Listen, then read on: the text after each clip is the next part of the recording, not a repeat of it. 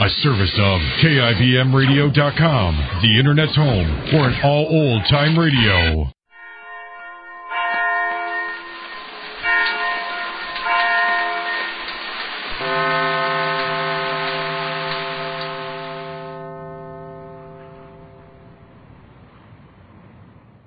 The Adventures of Sam Spade, Detective.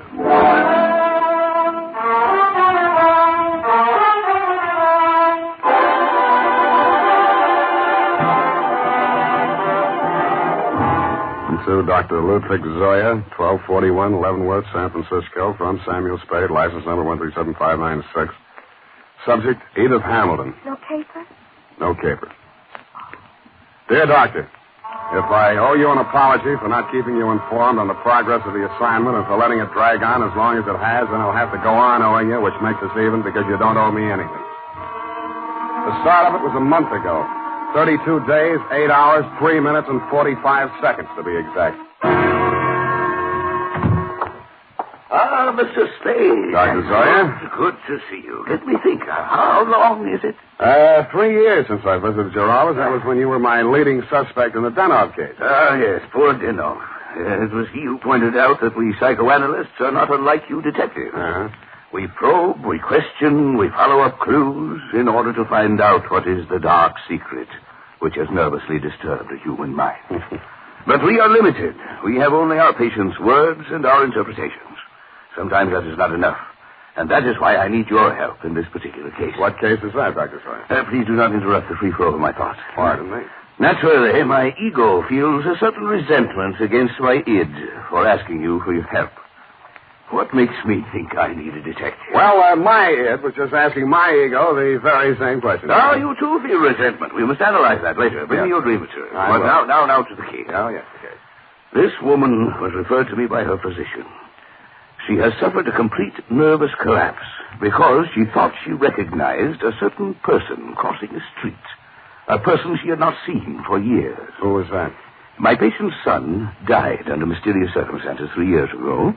And the woman she thought she saw was her daughter-in-law. Mm-hmm. It was widely reported in the newspapers at the time. Perhaps you remember it. Carter Hamilton? Carter Hamilton. Oh, Roanoke, Virginia, 1946. The mother accused her son's wife of murdering him. Daughter-in-law was hauled up before the grand jury, but not indicted. Dropped right out of sight afterwards. Good, you know that case. Well, actually, my patient is suffering from an agonizing sense of guilt. Unconsciously, she thinks that she herself murdered her son. Did she? Well, there may be something tangible at the bottom of so profound a feeling of guilt. You mean you want me to help you convince her that she really is guilty? No. That is for me. But first, we must find out. What we must find out is somebody else, whether they are guilty. What? Go all the way to Virginia, solve a crime that's been off the books for 3 years? No. The daughter-in-law is actually here in San Francisco. Well, if I remember right, she wasn't the only suspect. Well, whether she is innocent or guilty is of no importance. It is only important that we know. What? Excuse me. Yes, Miss Case. Mrs. Hamilton is here, Dr. Zoya. Oh, good, Miss Case. Send her in. This is my case. I mean, my patient. I want you to meet her. Yes. Oh, good afternoon, Mrs. Hamilton. Good afternoon, Doctor. The woman who stood framed in the doorway was a tall, commanding figure, impeccably dressed in black, with an easy $100,000 worth of black pearls wound around her neck and a black veil covering her face. She walked in ahead of you, displaying not a sign of nervousness, and stopped directly in front of me. Very deliberately, she lifted the veil, revealing a youthfully old face, deeply tanned and set off by snow-white hair. Only her enormous violet eyes showed any expression. She stared at me for what seemed like a full minute. Yes, you do. You look like the other one. Well, perhaps you had better explain, Mrs. Hamilton. My daughter-in-law, Edith, was very much in love with another man before she married my son, Carter. He jilted her. Carter was second choice. It was I who talked her into marrying him. That's why I'll never rest until my son's death is avenged. We must analyze this desire for vengeance. Oh, yes. Yes, I had a dream last night.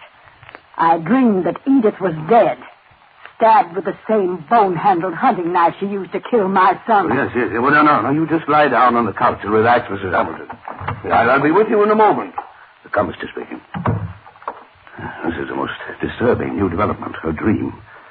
You must get to that girl as soon as possible. Her life may be in danger. You mean the old lady is mixed up enough to take a shot at her? Here is the address. And take this briefcase. Why the briefcase? Well, there are legal papers in it regarding the Hamilton estate. They require her signature. I had Mrs. Hamilton arrange for you to take them to her instead of the attorney. I'm supposed to pose as a lawyer. While I'm there, I'm supposed to shake a confession out of her. And while I'm typing it up, I'm a bodyguard. You're getting a lot for your money, Dr. Zoya.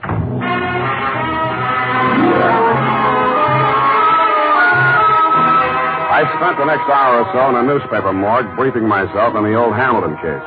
The victim, Carter Hamilton, was the 28-year-old tail end of an old Virginia family whose blood was as rich as it was blue. The accounts of the killing were sketchy. At the old plantation, Carter Hamilton had been found one morning by his mother, dead of a stab wound. The knife was never turned up. Somebody had wiped everything in the room clean of fingerprints, which sounded like robbery until it was established that nothing was missing. The state was counting heavily on Mrs. Hamilton Sr.'s testimony in their case against the daughter-in-law, but an odd angle I'd forgotten. The old lady had clammed up in front of the grand jury, and the case was dropped for lack of evidence. Then there was a picture. She was the kind of a girl who looks her best in a riding outfit with her freckles showing, and then surprises you by looking even better in full makeup with her shoulders showing.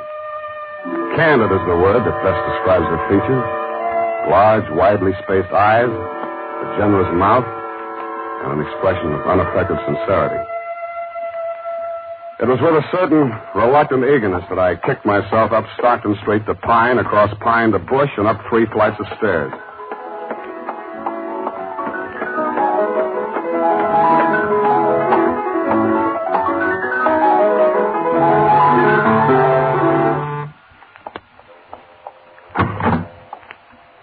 Yes? Mrs. Edith Hamilton? Yes. You must be from the attorneys. They wired me you were coming. Come in. Thank you. Not that I'm in hiding, but I'm curious as to how they got my address. Would you like a drink? Well, not right now. Can I fix you one? In about 20 minutes, maybe. I'm still wondering how they located you? I think the elder Mrs. Hamilton saw you on the streets. Oh, is she here in San Francisco? Yes. Is that so surprising? No, it's a large city. What is surprising is her staying on after learning that I was in town. She's not very well. In fact, I think she's had some kind of a nervous breakdown. I'm sorry to hear that. I'm very fond of her, you know, in spite of everything. No, I didn't know. Maybe I should explain. I'm a private detective local. I was hired here in San Francisco to bring these papers to you. Oh, you found me. I seem to be a little slow introducing myself. I'm sorry. Sam Spade. Well, if it had to be a detective, I'm glad it's you. But I can't help wondering why they didn't send a lawyer. Lawyers cost $50 an hour. I only cost 10. Oh. In the private eye stories, it's always $25 a day and expenses. I wish those writers would get abreast of the times. I'm sure they'll catch up. But if you're being paid by the hour, perhaps I can keep you here a little longer. I'm glad you said that. You remind me of someone. Pleasantly, I hope. Yes. Oh, yes. And sadly, too. Your husband? If you don't know about that, I hope you'll never find out. I'll leave that up to you. His hair was like yours. He was thinner. And his eyes were blue. Maybe we shouldn't wait till 5 o'clock for that drink. It was a funny kind of a drink. I'd never been hit by one before, black velvet. After 2 of them, I even began to hate myself a little less. And after the third, I decided there was some mystical connection between the drink and the color of her eyes. Black velvet.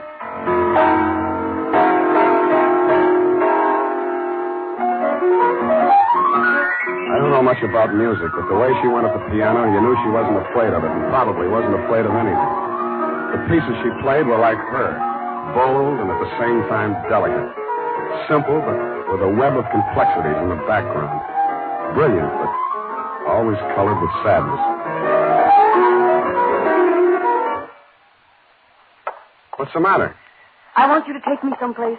Where? Any place. Dinner. I don't care. I just want to go someplace with you.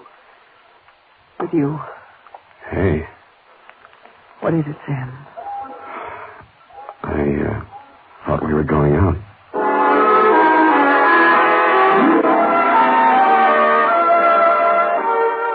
I never paid much attention to San Francisco before I met her.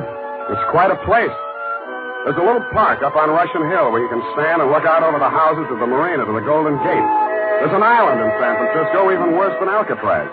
It's in the middle of the lake at Flyshacka Zoo, and instead of gorillas, the population is nothing but monkeys. There are only 2 laundries in Chinatown. And out at Golden Gate Park, they have a band concert every Sunday afternoon. Maybe it was just the bright weather, but everything looked clean and shiny, as if somebody had taken a scrubbing brush to all the buildings. We even fed seagulls. At first, she never went any further into her past than the day before yesterday. I couldn't very well charge her for the progress I was not making on the case, so when I learned that you'd sent old Mrs. H to a nursing home for a 2-week rest and Edith did not need bodyguarding for the time being, I took a job that took me down to Los Angeles for a few days. I was awful glad to get back, and not because I don't like L.A.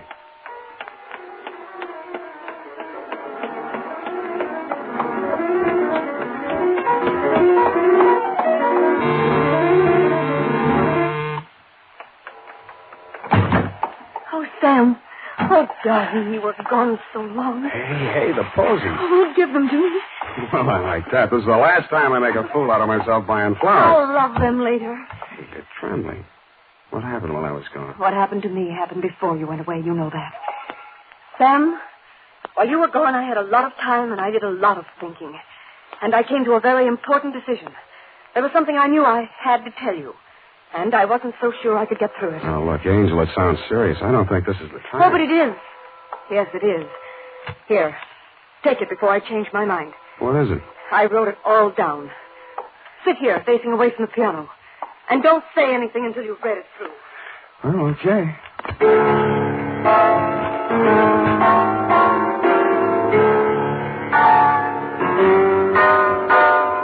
The opening sentence hit me straight between the eyes. It said, I, Edith Hamilton, of my own free will, make the following confession. It was addressed to the District Attorney of Roanoke, Virginia.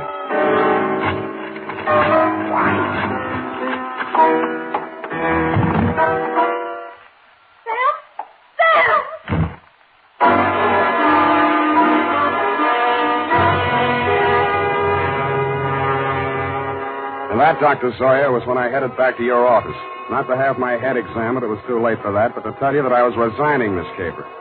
On the way, I placed 2 ads in the classified sections of 3 papers. One under office space for rent and one under situations wanted.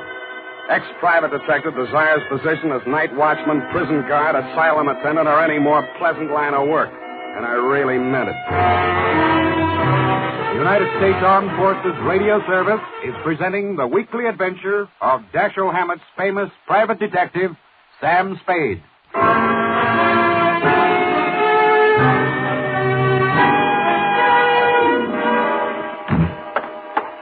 Mr. Spade, what is it? You're disturbed. Disturbed is not the word, Mr. Zoya. Is it because you've been with her a week and a half and there's yet no progress? Let us analyze the situation. The whole setup has been rotten from the beginning. You send me to that girl under false pretenses. You tell me to worm my way into her confidence. Now, one moment. Did I tell you this? How else did you expect me to get a confession out of her? Should have got the play when that old lady said I looked like a man Edith was once in love with. You thought she'd fall for me, didn't you? You thought I'd take advantage of it, didn't you? Well, you could hire somebody else to make love to her. I'm a detective, not a gigolo. So she did make a confession to you. Why do you say that? When a patient comes to a psychoanalyst for help, a situation develops which we call transference. Now, this means that the doctor represents to the patient someone in whom he can confide, to whom he can unburden himself, such as a parent or a loved one. Well, then let's not go on with it.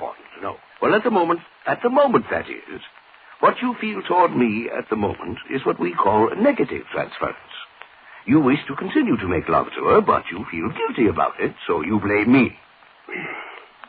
Well, what then? What are you driving at? In this love affair of yours, we have a similar situation. But what she feels for you only resembles love. It is transference. You resemble a former lover. Yeah. And that is why it only took a week and a half for her to reveal everything. Oh, sometimes I think I am too ethical. Or too old. Come now. Why don't you tell me? You'll feel better. There's nothing to tell. She had it written down. I didn't read past the word confession. Well, what did you do with it? I destroyed it. I see. Well? Now Miss what? Case. Miss Case, what is it? Miss Hamilton. She's...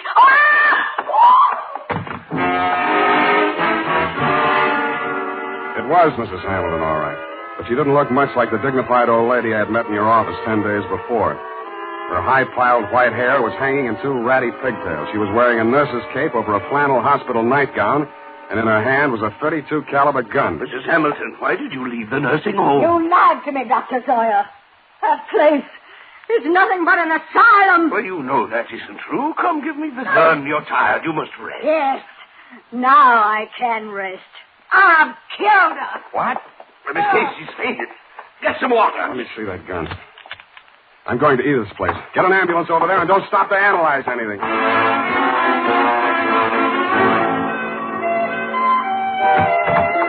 Edith was slumped forward over the piano keyboard. She was barely breathing. The old lady wasn't much of a hand with a gun.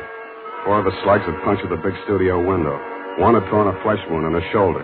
The other had penetrated the right side, just below the rib cage, and there was not much bleeding at the wound of exit. Her face was pale and the skin cold to the touch. I gambled on a hunch she was suffering mainly from shock, moved her over to a couch, threw a blanket over her, and poured hot coffee into her. After a bit, her color started coming back. Then she opened her eyes. Oh, I thought you went away.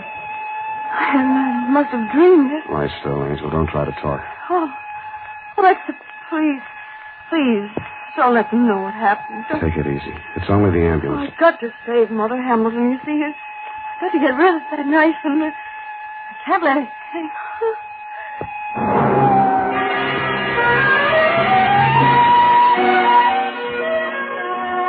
I rode in the ambulance with her. She was still unconscious when they carried her into surgery. They told me she was out of danger. When they threw me out that night, I went back to her apartment. What she'd said about saving old Mrs. Hamilton and getting rid of the knife gave me a new slant on that confession I hadn't read. The pieces were still on the floor where I'd thrown them. It took me nearly an hour to put the jigsaw together. And when I did, it was still a puzzle. In her story of that morning 3 years ago, she confessed to finding the body before the official discovery, to hiding the knife and wiping the doorknobs and surfaces in the death room to get rid of fingerprints. She couldn't remember anything that had happened in the 8 hours between 1 a.m., when she had left her husband drinking in the library and gone upstairs to bed, and approximately 9 in the a.m., when she found herself standing over his body with a knife in her hand. I stretched out on the sofa to think it over, and then I drew a blank.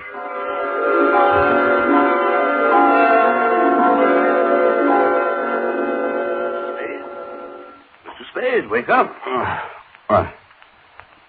How did you get in here? Well, I've been reading that so-called confession. Very interesting. We must analyze it. You analyze it. I'm going to call the hospital. I've just come from there. How is she? Physically, nothing serious. Mentally, she's not so good. She keeps asking for you. Yeah? She thinks you can help her. It's definitely there, the delusion that she's in love with you. What makes you so sure it's a delusion? Don't answer that. When can I see her? Well, it's best that you wait until she comes home. That will be next Tuesday. Look, you're supposed to be a first-class head doctor. Can't you cure this amnesia of Edith? I thought I explained to you last night when we were discussing transference. Please, Dr. Zoya, please. I know you mean well, but don't. I beg of you. Well, it's not important. When she gets to know you better, she will realize that her love for you is irrational. And then she will remember everything.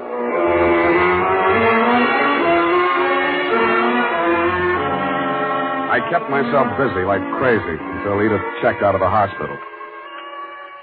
There wasn't much talk between us at first. Even her music was reticent, little rambling improvisations that sounded like children's songs or lullabies with something just a little acid mixed with their simplicity. Then as the days went by and her strength and confidence started to return, her music became serene and graceful. It became like her as she sat there at the piano in front of the big window with its afternoon sun streaming down on the San Francisco hilltops, while at the same time the April fog bank started its nightly prowl in through the Golden Gate. And that was like her, too, and like her music. Brilliant, but with a touch of melancholy. And then one day it was all warmth and brilliance, and she was smiling.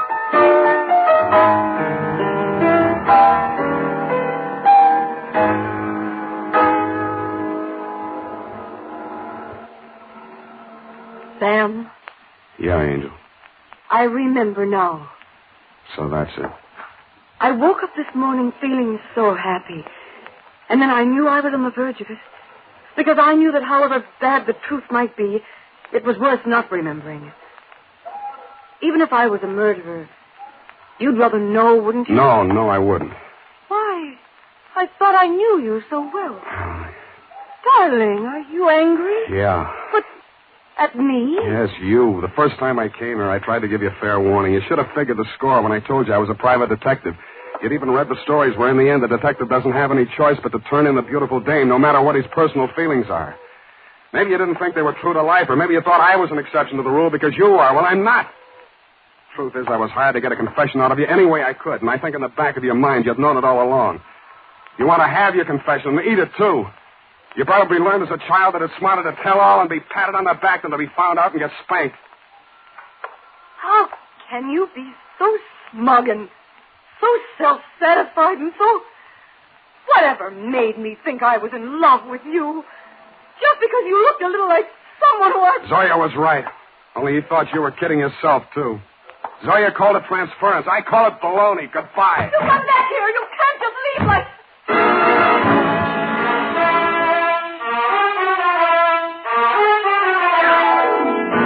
And that, Dr. Zoya, is why I never heard her confession. It turned into a lover's quarrel. And I understand she paid $25 an hour to rattle it off to you. I have before me your telephonic message. I haven't had time to analyze it, but at first glance, I take it to mean that Edith was innocent of everything except destroying evidence. Motive, to spare her mother-in-law the anguish of knowing that her son was a suicide. I'm sorry, now that I know what her story was, that I didn't stay to hear her tell it. But that, as you would say, is not important. At least I cured her of that love delusion you were so worried about, even though it took a month to do it. Period, and a report. Oh, Sam, sacrificing yourself so self-sacrificingly, rather than shatter a mother's delusion. Yeah, some other time, huh? I'm sorry, Sam. I'll go type this up.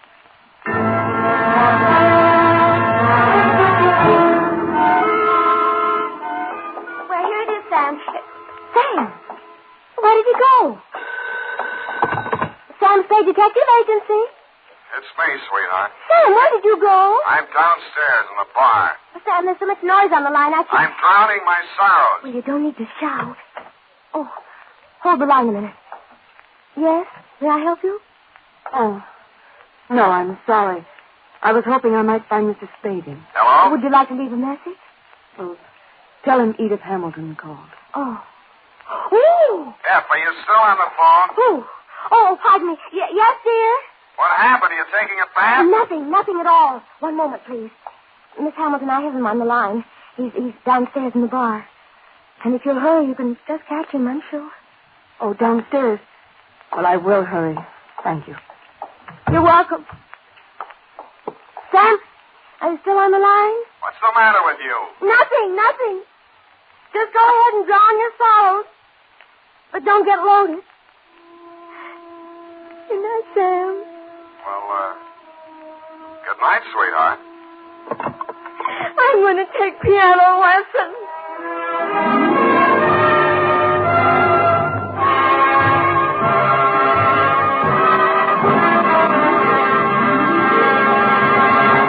The Adventures of Sam Spade, Dashiell Hammett's famous private detective, are produced and directed by William Spear.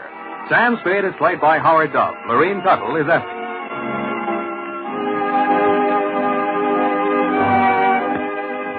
This is the United States Armed Forces Radio Service, the voice of information and education.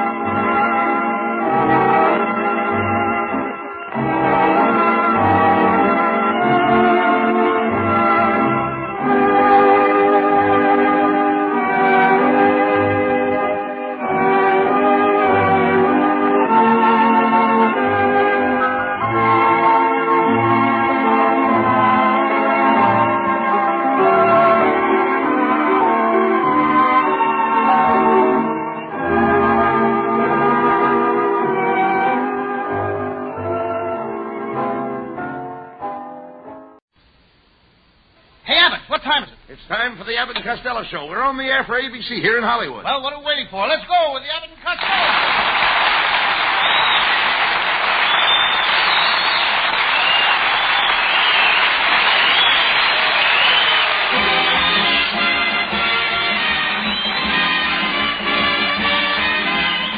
Yes, it's the Abbott and Costello Show, produced and transcribed in Hollywood for your listening and laughing pleasure.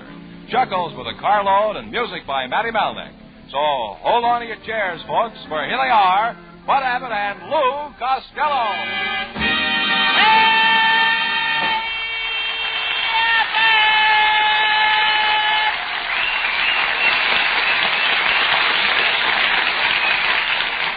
Well, it's about time you got here. Where were you? Well, I went to the YWCA girls' play softball. And one girl was running to third base. She slipped and fell and landed in my lap, and boy, was I mad. Why? The umpire made me put her back in the game. Yeah. Was she a pretty girl? Oh, pretty. Yeah, but she was gorgeous. I made a date with her after the game, and brother, did she send me. She did? Yeah, but when I got back, she wasn't there.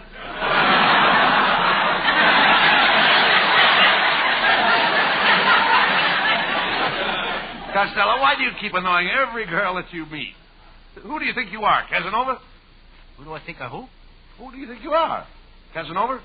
Casanova? Huh. I may not be Casanova, but people say that I'm as good-looking as Van Johnson. Who says that? How do I know? You think I go around eavesdropping? Well, if she's such a pretty girl, why didn't you propose to her and marry her? I can't marry her. I don't know anything about her.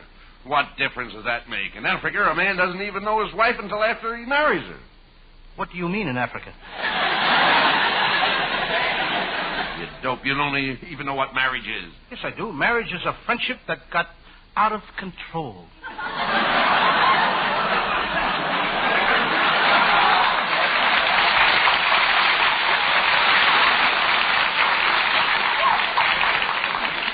Costello, you shouldn't have any trouble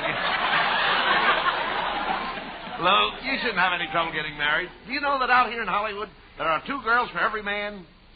2 girls for every man? Are you sure? Certainly. Then some dirty sneakers got 4. Costello, it's no use. You'll never get a girl until you settle down and become a man of regular habits. I am a man of regular habits. Then how come you were out until 4 o'clock this morning with that redhead that lives next door? That's one of my regular habits. Costello, I can't understand how girls go out with you in the first place. Habit is my terrific magnetism. You got magnetism? Yes, last week I picked up 2 blondes, a redhead, a brunette, and a rusty nail. Why don't you be like me, Costello? I've got away with women. You haven't got away with many lately. Is that so? I happen to be the reason that women leave home. Yes. The day you were born, your mother took one look at you, and she hasn't been back since. Get him out!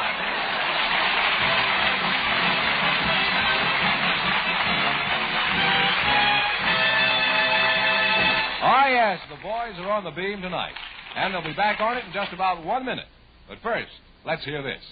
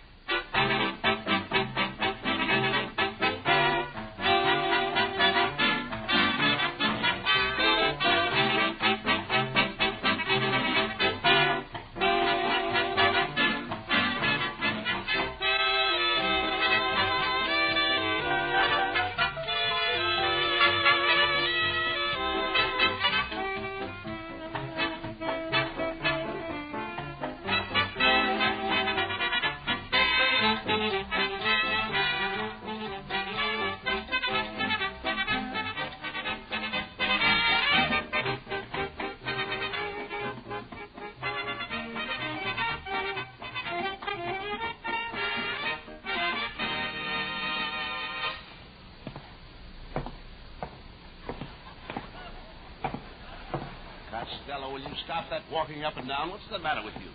What are you worried about?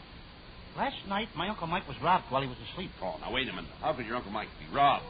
He's got all his money sewed up in his long underwear. Oh, yes. Well, it was a hot night, and he left the back door of the bank open.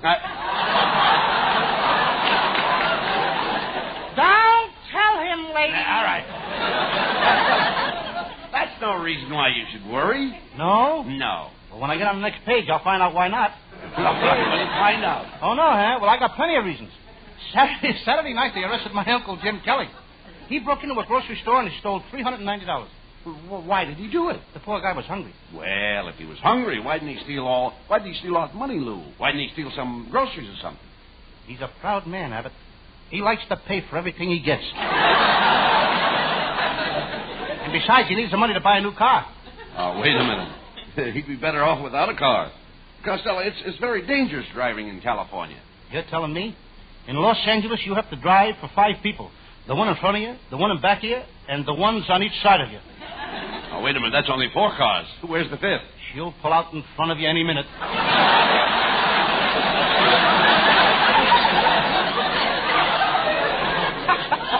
Well, Abbott, I gotta leave now. I got a new job with my brother Pat in the trucking business. Has he got his own truck? Yeah, you should see it, Abbott. It's 1 inch wide and a block long. A truck 1 inch wide and a block long? Mm-hmm. What does he deliver in it? Spaghetti. Next week he's going to buy a round truck. A round truck? What for? Meatballs. Be awesome. Look, Sam. Is your brother Pat making any money in the trucking business, Lou? Oh, yes. He did so good last week that he bought his wife one of those new electric blankets. Saves her a lot of time around the house. Now, wait a minute. How can an electric blanket help her with the work around the house? Well, she takes the eggs and the bacon to bed with her. And when she gets up in the morning, breakfast is ready. That electric blanket is making her very popular, too. What do you mean? Last night, she turned it on too high, and now... Yes? She's the toast of the town. Oh, Mr. Costello, I've got to talk to you. I've got a great idea. Wait a minute, mister. What's the idea of breaking in here like this? Well, I've got an idea that will make you two the most popular comedy team in radio. What is it? I'll stamp your name underneath every cow in the country. Wait a minute. How will that make us popular? Well, at least you'll have all the farmers pulling for you.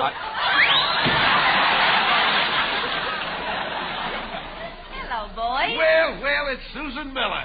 Susan, I'm certainly glad you showed up tonight because I'm going to sing a duel with you. Costello. You mean a duet. A duel is where somebody gets hurt. You never sang with me, did you? Now, when did you become a singer, Costello? Well, I don't like to brag, but would you believe that I taught Bing Crosby how to sing? No, I wouldn't. You're right, but once in a while I catch a sucker. Costello, you don't know the first thing about music. Well, I'll have you know I studied music. Nah. I went to a singing school. I used to study until I was blue in the face, and then the teacher presented me with a medal. For being the best singer in the class? No, for having the bluest face.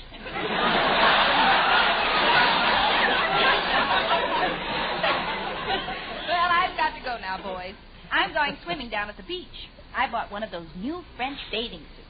It comes equipped with a shoehorn and a hacksaw. Why did they give you a shoehorn and a hacksaw with a bathing suit? Well, the shoehorn gets me into the bathing suit. And after I wear it, I'll need the hacksaw to get me out of jail. So long, Costello. You know, there goes a nice kid, Abbott. The only thing is she's money mad. Money mad? Yeah, she's mad because I ain't got no money. So what? Remember, Costello, money isn't everything. You know, you can't take it with you. It's nice to have it here so you can say goodbye to it. You know, my family's always had money. In fact, my Uncle Rudolph was one of the first gold miners in California. One day when he was in the mine digging for gold, he was killed by a falling spade. A falling spade killed my Uncle Tom. Was he a gold miner? No, he was killed by the ace of spades that fell out of his sleeve in a poker game. Well, Costello, you'll never have to worry about money as long as I got it.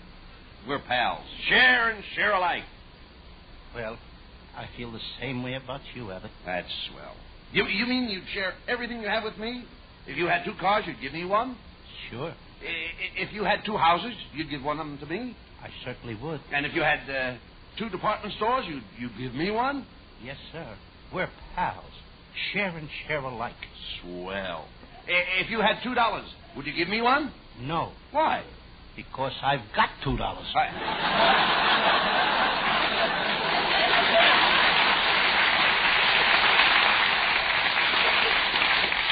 Well, that's the way you feel, eh? I thought I was your pal. Are you trying to tell me that money means more to you than I do? I didn't say that, Abbott. Well, does it? Yes. That settles it, Costello. I'm going on my vacation to New Jersey, and I'm not taking you with me. Who wants to go to New Jersey now? When we were there last summer, the mosquitoes were so big they were carrying baseball bats. I woke up in the middle of the night, and two of them were sitting on my stomach holding a conversation. Oh, now, don't be silly. Mosquitoes can't talk. Don't tell me. These two were certainly chewing the fat.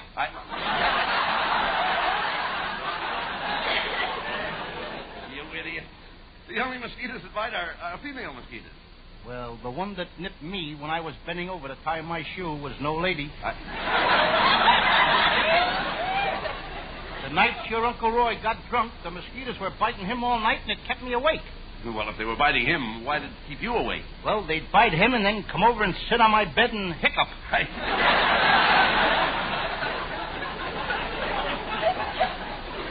Well, Costello, on second thought, I don't think I'll go to New Jersey either.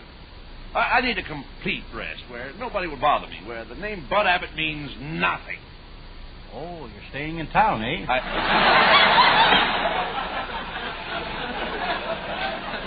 Never mind that. Where are you going?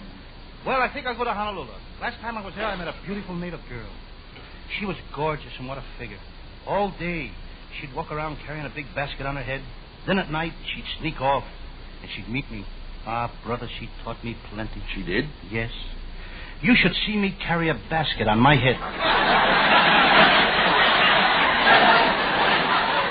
Never mind that. Have you been getting plenty of rest? No.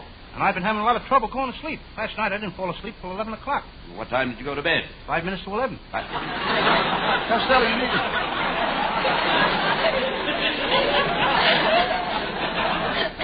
Costello, you need a vacation. You've got to stop running around with girls. It's affecting your brain. I think you're right, Abbott. I know it. Last night I had a date to pick up a girl at Hollywood and Vine. I drove down to Hollywood and Vine. Then I went to dinner, and all during dinner I felt as if I'd forgotten something. Then to a movie, and all through the movie I felt as though I'd forgotten something. Then I drove to Griffith Park, and I started to neck, and I still felt as if I'd forgotten something. Then I went home, and I remembered what I forgot. What was it? I forgot to pick up the girl.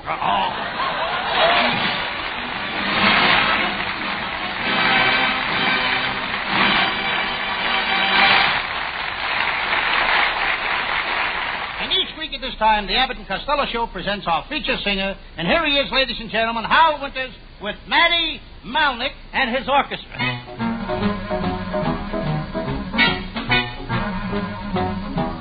Brush those tears from your eyes and try to realize that the ache in my heart is for you.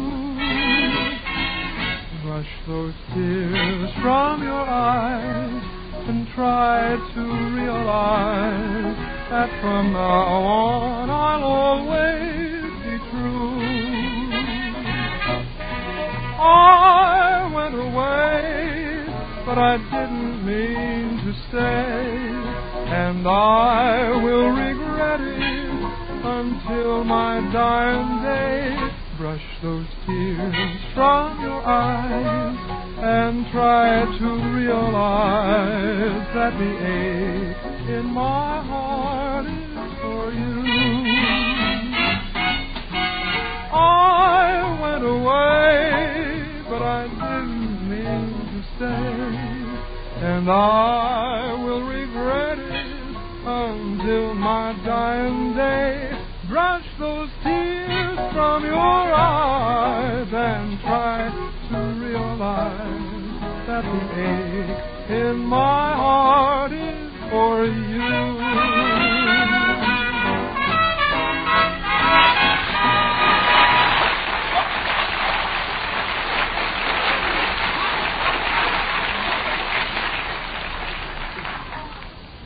Well, Costello, we're going to do a murder mystery. We'll need a leading lady. Now, how about that blonde actress you're so crazy about? I ain't going with her anymore, Abbott. We had an argument about mustaches. She likes them and I don't. You mean she wanted you to grow a mustache? No, I wanted her to shave hers off.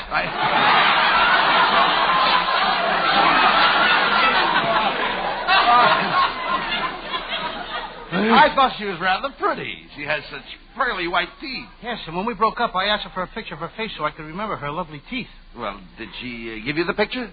She didn't have a picture, so she gave me the teeth.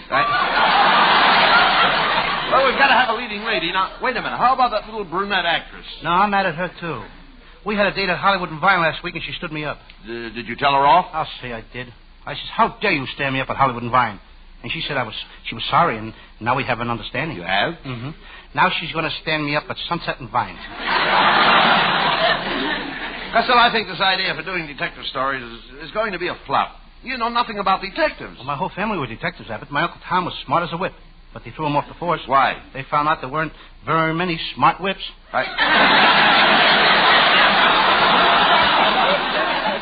I don't believe that. Why did Tom really get thrown off the force? Well, if you must know, he was taking bribes. He used to put the money in his shoes, and the chief found it out. If he put the money in his shoes, how did the chief find out? He got 18 inches taller the first week. Who else in your family were detectives? Well, my twin uncles, Gus and Billy. They joined the force on the same day. Billy's first assignment was to find a gorgeous secretary who had stolen $1 million from her boss. What was Gus's first assignment? To find Billy. Were any of the other Costello's detectives? Yes. Two of my cousins, Bert and Harry. They were working on a case at the racetrack. They had to find a gang that was doping horses. A difficult case? Oh, very difficult. Difficult, eh? Yeah, very difficult. Bert and Harry disguised themselves as a horse and slept in the stables. One night a guy came along and jabbed them full of dope. What did they do? What could they do? They came in third and paid $280. Well, never mind that. What is your Sam Shovel story for tonight? It's one of my most famous cases. I call it the case of the boy named Tony, whose mother kept him locked in a closet, or Tony's Home Permanent.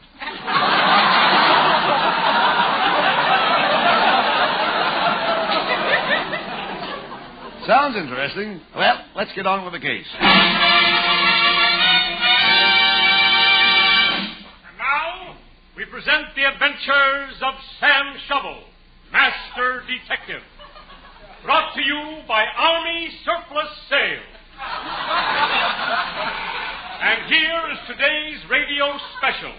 Something no housewife should be without. Yes, today you can buy Fort Dix. So, rush over to Army Surplus Sales and buy Fort Dix. Bring it home and surprise the little woman. And remember, when you buy, insist on the genuine Fort Dix. Do not accept March Field. And now for the adventures of Sam Shovel, Private Detective.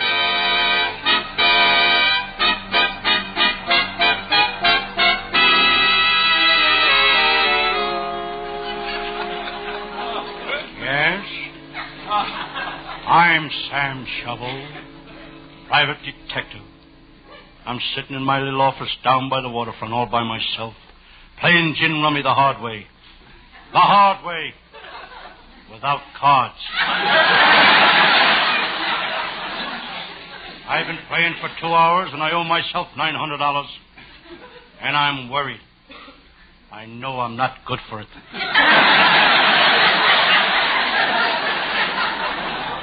Being a private detective isn't a bad racket. I remember the first day I opened this detective office. I threw a party. What a party. I bought a carton of beer, and as I was carrying it up the stairs, I tripped. All the bottles were broken. Beer was leaking all over me. Everybody cheered and congratulated me. I had broken my first case.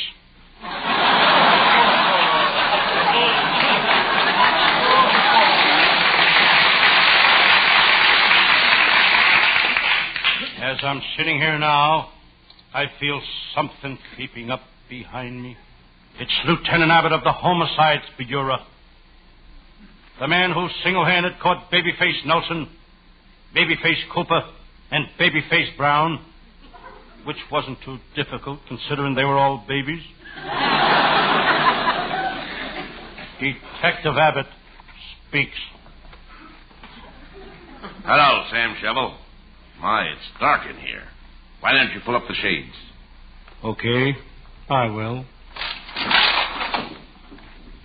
Sam, it's still dark in here. I know.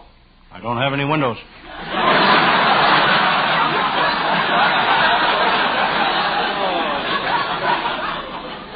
Just look at your office.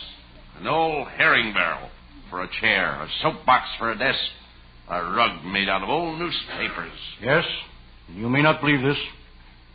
Lieutenant, 5 years ago I started out with nothing. Look out! Look out! Look. I scared you! Look. You got another fire. You got another one. Look out! Look out! Hey, look. Somebody made a bullet hole in the ceiling. Just missed killing me. How could a bullet shot at the ceiling hurt you? If I happened to be sitting on a chandelier, I would have been killed.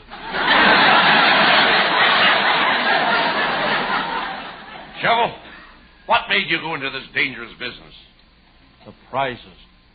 There's prizes in the detective business? Sure. If I'm lucky, I may get to be Ellery Queen for a day.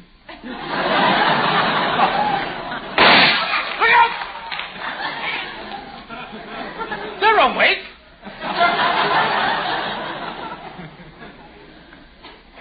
What was that? Oh, just the backfire of an automobile. What was that? That must be one of the tires yelling for help. That sound came from the building next door. Who occupies it? The Universal International Overseas Interstate Trucking Company. Where do they ship to? Glendale. We'd better go next door and investigate. It may be the killer. Wait till I get my weapons. My gun, my blackjack, and today's newspaper. Today's newspaper is a weapon? If I mess with the gun and the blackjack, I'll show him the headlines in the paper and he'll worry himself to death. Let's go. Help! Help! Hey, look. There's a man on the floor. He's in trouble. What happened, mister? Oh, I've been stabbed. They put a bullet in my shoulder, a dagger in my back, and all my ribs are broken. Oh. Does it hurt? Only when I...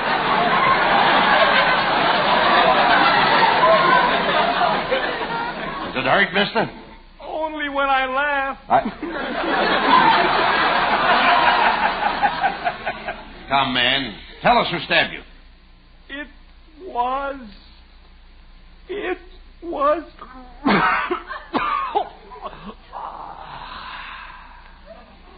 This man is dead. We've got to find out who the killer is.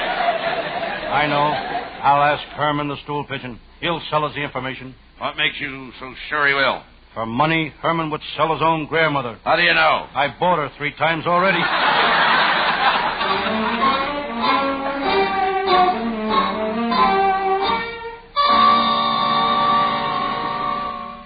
Well, I left Lieutenant Abbott and went looking for Herman the stool pigeon. That meant a trip to the Los Angeles waterfront, the toughest part of town. What a tough neighborhood. The only place in Los Angeles where the pedestrians knock the cars down. I was scared, plenty scared. My throat was so dry I could feel the seeds in my Adam's apple. I drew my trusty revolver. I didn't know whether to put it in my holster or in my pocket.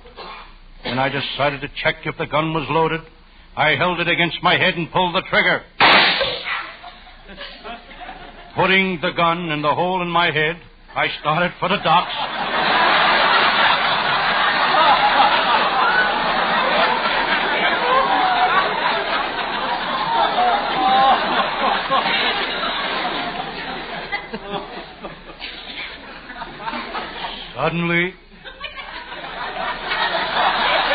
Suddenly I heard a voice.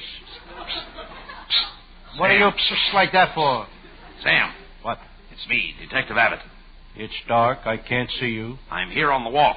On the what? Wharf. I can't hear a word you're saying. There's a dog barking someplace.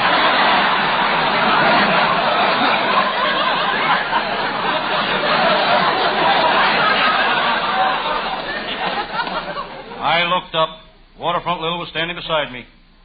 She was more beautiful than ever. She spoke. Hello, Sam. Hello, Miss Waterfront. Call me Lil, you gorgeous hunk of man. Okay, Lil, you gorgeous hunk of man. Never mind the romance with Sam. You've got to find out if she's a smuggler. Okay. Be subtle. Don't let her know you're after information. Okay, take it easy. All right. Okay. Lale, are you a smuggler? Sam, I'll tell you if you promise not to turn me over to the police. Now promise you won't turn me over. Why should I turn you over? You can't look any better on the other side.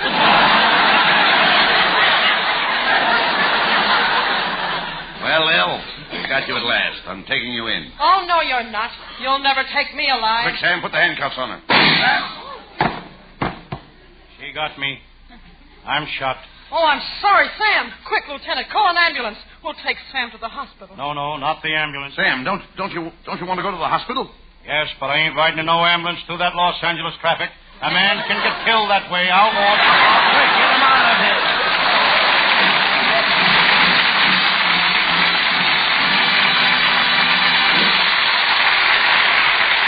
Keep the house lights down, boys. We'll have a curtain call by Abbott and Costello after a final reminder on this subject.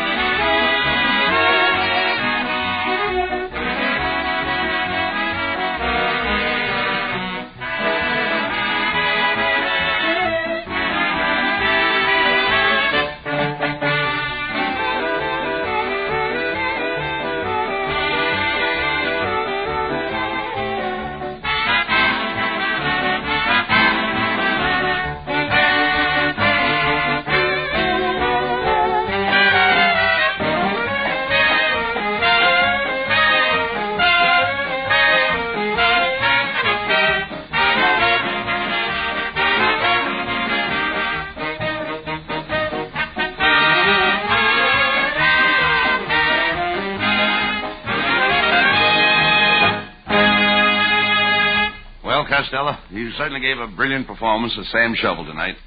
Thank you, Bud Abbott. You're full of pep. Yes, sir, you certainly were effervescent tonight. Did you ever see me when I ever wasn't? Ever wasn't. Now I know what happened to Baron Munchausen's riders. We've got them. Riding staff is headed by Eddie Foreman, with Paul Conlon, Pat Costello. And our producer is Charles Vander. Good night, folks. Good night, everybody. Good night.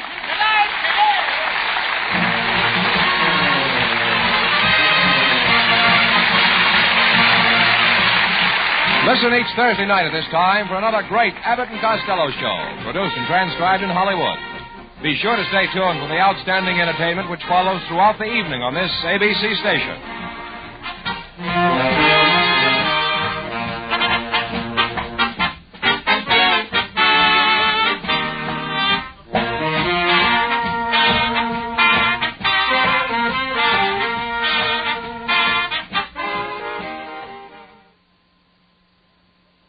The Adventures of Sam Spade, Detective.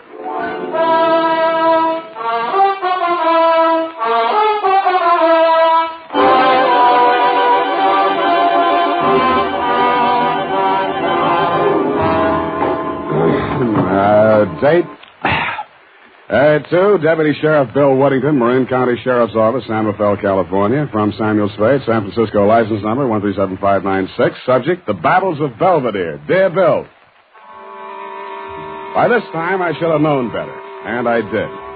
Per square mile, there are more screwballs in your stamping ground across the bay than should happen even to me. But Belvedere Island is very small, and I'd always been very curious about it. I can see it from my office window.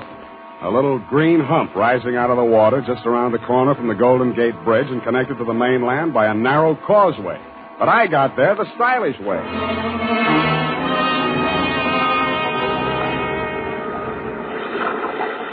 The sign on the dock we made for said Battle Landing. I thought I knew what that meant because my client's name was Jonathan Battle. But I was not quite prepared for the beautiful welcome I got. Golden is the word that best describes her. From the gold sheen of her complexion to the gold sandals on her delicate little feet, and the heavy Oriental-type gold jewelry gleaming from her ankles, arms, throat, and earlobes. Her jet-black hair was partially covered with a gold-embroidered sari, and as she came nearer, I saw that her eyes, with their slight Oriental cast, were not green, as they looked from a distance, but blue, with flecks of gold in them. I am Chandra Leslie, Mr. Spade. Welcome to Belvedere Island. Thanks. I think I'll like it here. If you will accompany me, I will take you up to the house. Thank you. I am sorry my foster father could not be here to greet you. But he is an artist, you know. Oh. You're Jonathan Battle's foster daughter? Yes. He was my father's closest friend.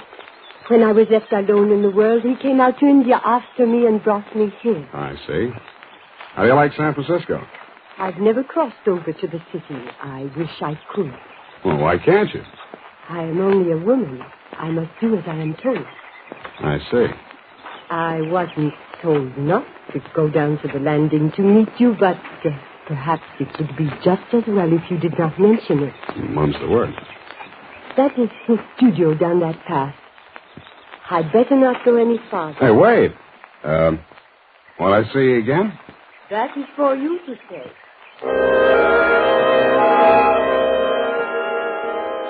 With that, she vanished.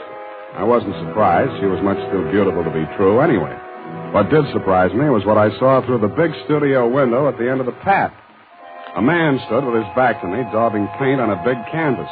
Across the room from him, two models were posing. They both looked familiar.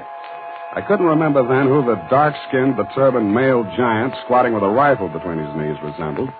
But the feminine one in the Oriental dancing girl-type pose was a dead ringer for Chandra Leslie, the girl who had just left me going in the opposite direction. I couldn't figure how she could have gotten in there so quickly. And if she was too good to be true, how could she be too? The answer proved to be absurdly simple. Interruptions, nothing but interruptions. If I ever finish this picture, it will be a miracle, even if I live to finish it. Just look what I'm forced to use for models. Wax dummies. That one is a good likeness. That girl, where is she? I can never find her when I want her. Always out chasing birds somewhere. And the dark-skinned fellow just disappeared. Had to copy him from memory. He looks familiar, Mr. Battle. Who was he? I never asked him. Just came wandering out of the woods one day, soliciting odd jobs, and there he was, exactly what I needed for the figure of the Sikh soldier in my painting. Sikh soldier? You mean he wasn't well? Oh, no, Mr. Spade. Sikh, man. Sikh, S-I-K-H, as in India. Oh, foolish I me. can see you're interested in my work. Have a good look at it. See here? The figure of the dancing girl against the sweep of the desert in the setting sun. The weary soldier tries to submerge the horrors of battle, war, in the contemplation of feminine beauty. But the sun's rays, refracted in that crystal, focus themselves upon the weapon in his hand. And he is reminded that he must revel while he can, for as surely as the sun rises on the morrow, he must answer the call to arms. Great conception, isn't it? My son's idea. Yes. Well, exactly why did you ask me to come over, Mr. Battle? Mr. Spade, supposing you knew a man who had committed the crime of murder in order to realize a reward beyond the wildest imaginings of the Occidental mind. Well, suppose, then, that just as he had that dream within his grasp, you had snatched it away from him. Me? Suppose, further, that your enemy had then devoted his life and his fortune to searching you out, and you suddenly learned that he had caught up with you at last and was actually living a stone's throw away from you. What would you think? I think I'd move. Where? To a crowded city where he or his hirelings could be lurking for you around any corner? Well? I think not, Mr. Spade. I think I would stay right here on this island and hire myself a detective. Bully for you. And I would send that detective to warn him that his presence is known and his designs anticipated. Who is this sinister character, and where is he ambushed? It's the property adjoining this one on the north. The name on the mailbox is Patterson, but don't you... Oh, good Lord! It's 12:47. It's time. Go. The sun is approaching the proper angle. I've only these few moments, you understand, each day. When the sun's rays fall directly on that crystal from the clerestory window up there, perhaps today I will capture it with brush and canvas.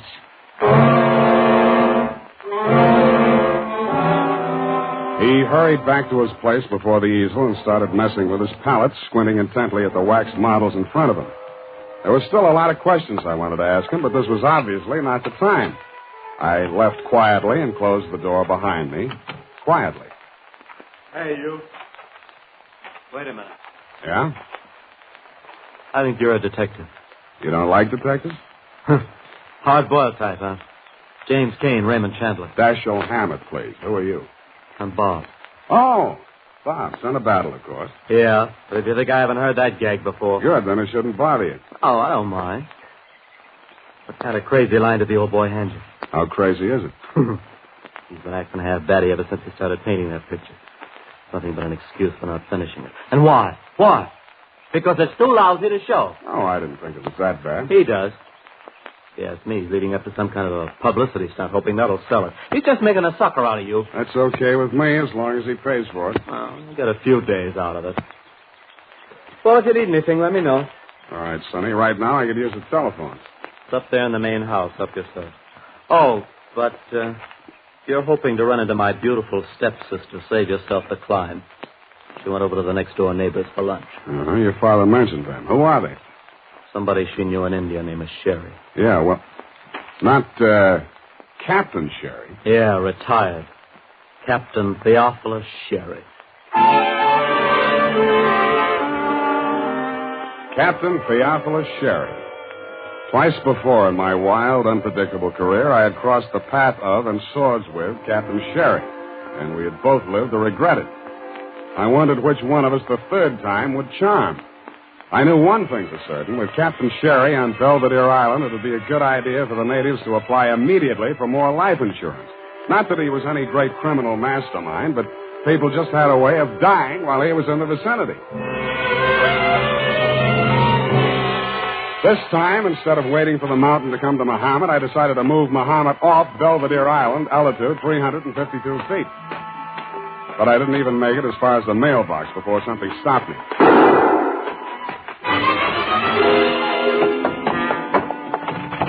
Hey, Battle!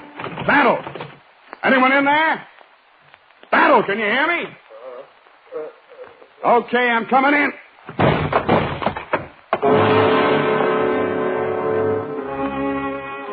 He was dead before I got to him. The front of his artist smock was so gouged up with paint it was hard to tell which red was which. I finally located the wound. A large caliber slug had torn through him after entering just below the breastbone. It was a locked room puzzle. The one door bolted from the inside, the windows locked and unbroken, no marks of tampering. In fact, no possible way for the killer to have made his escape. I didn't know it then, but he hadn't.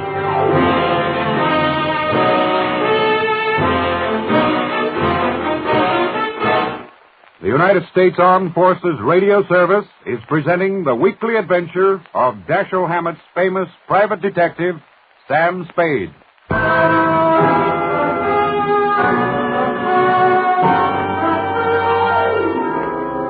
After I'd phoned you, Deputy dear, I went back to the studio to pit my wits against that locked room puzzle. I was glad I hadn't brought my stupid pills with me, because when I got there, the mystery was not quite as deep, or so it seemed. The first time around, I'd made very sure the room had been just as I left it, up to and including the two wax dummies, but I hadn't given them the fingernail test. And now I blushed to say that one of them, namely the giant-sized, dark-skinned, beturban Sikh, that had been squatting with a rifle between his knees both before and after the murder, was now resting under a studio couch. His turban and the rest of his costume had been hastily stuffed behind a cushion. That's when I remembered why that dummy had looked so familiar to me.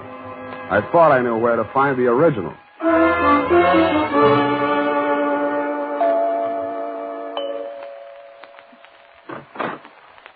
Hello, Marcus. Where's Captain Sherry? You go home. Thanks. I won't. Out of my way. Master will not allow. You will have to hurt me. Okay, Marcus, I always do. Let's get that part of it out of the way. Oh, delight. Very delight. Now I break you back, I think. Hey! Now, stop kidding. Hey, Sherry, where are you? Call him off. Hey, stop there. Oh, Martha, stop being naughty. Put him down. Not that way. I said put him down, not drop him. I say, old fellow, I'm frightfully sorry my man here What? Oh, it's you, Spade. Yes, Sherry. Here, let me help you out. I wish you'd phoned ahead. I'd have had Marcus prepare tea. Oh, see, very delight. Rose petal, orange blossom. Oh, how many lumps? Thanks, I've had mine. Hush, Marcus. Yes, shut up, Marcus. Oh, imagine a man nearly 8 foot tall acting like a little child. Yeah, like a child. Come on out on the terrace. The view is extraordinary. The agent informed me that this is one of the few spots in the San Francisco area which commands the view of both Alcatraz and San Quentin. Yeah, well, you'd better enjoy it while you can, Captain, because when you're in either, you can only see the other one. I once spent a fortnight in the brig out in India, and I can tell you the prison life is not for me. Then why don't you stay away from people who get killed? I say, you mean old battle? Has it happened so soon? Okay, what's your alibi this time? I'm sure you have one. Oh, drat it, man. Why do you always commence by taking such a dim view of my activities?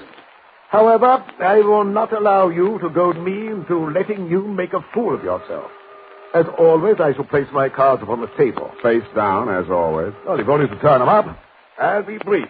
20 years ago... Oh, here we go. Marcus and I were having a go at the east slope of Nanga Parbat in the Himalayas when our pack train encountered an avalanche which swept us bodily across the border into Tibet. I'll bet. Our carriers were decimated, but luckily most of our gear remained intact. What kind of contraband were you carrying? Contraband into Tibet? Oh, I say, really.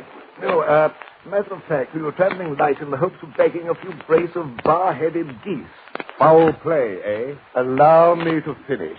We arrived in Serra, a valley adjacent to Lhasa, to find the religious community in an uproar. It seemed that in their haste to create a new Tashi Lama, the native astrologers had misread their stars.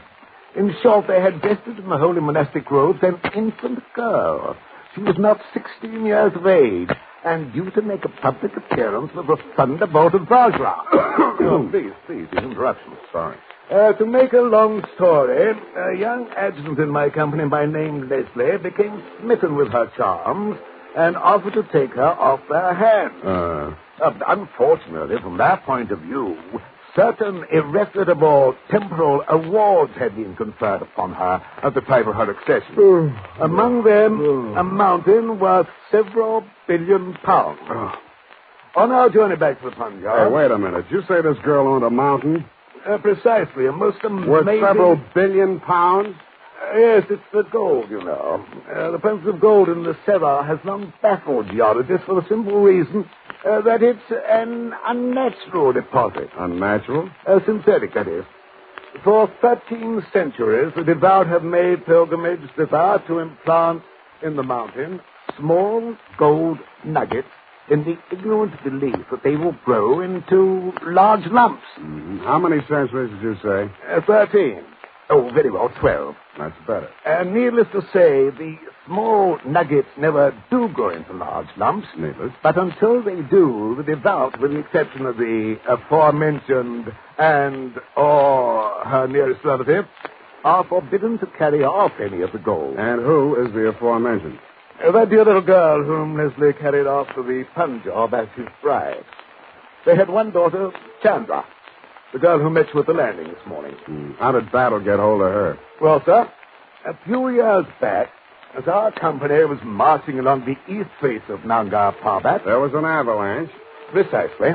And poor Leslie perished miserably. But the ungrateful scamp, in spite of his many promises to me, had left instructions that Chandra should become the ward of that presumptuous paint puddler, Jonathan Battle. He forbade her to see me, and finally left India under cover of night, taking her with him. So you finally tracked them down on Belvedere Island. Exactly. And my plan, if all else failed, was to win her hand in marriage. What if she objected? You little comprehend the Oriental mind. She's a woman. She must do as she's told. All I had to do to turn the trick was to frighten Battle into giving her the necessary fatherly instructions. So, you see, his death has come at a most awkward time. By the way, who do you think did old Battle in? I think he was killed by the rifle held by that warrior he was painting, the figure your boy Marcus posed for. Oh, hello. Oh, that's nonsense. Marcus was with me at the time. I don't think Marcus had to be there. I don't think anybody had to be there. Well, that settles that.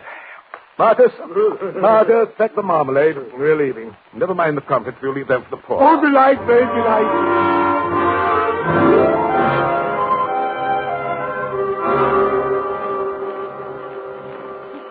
Where have you been? Oh. The police are here, and I have been all alone in the house. Where did Bob go? They took him away. They arrested him. What for? They found a pistol hidden in his room. They say it is the weapon that killed his father. Pistol? Please, you are not going to leave me alone. I'm so frightened. Being alone with my conscience. Conscience? But how could I have known what my foster father had in mind? Just what did he have in mind? Suicide? Oh, please, do not say that. Even if it were true, I cannot bear the thought that I had made him so unhappy. I did not want to disobey him, but I could not. Oh, I could not. Come on, Sandra. Don't do that. The Orientals are supposed to be without feelings. But you see, it is not true. Of course not. Please, take me to the house.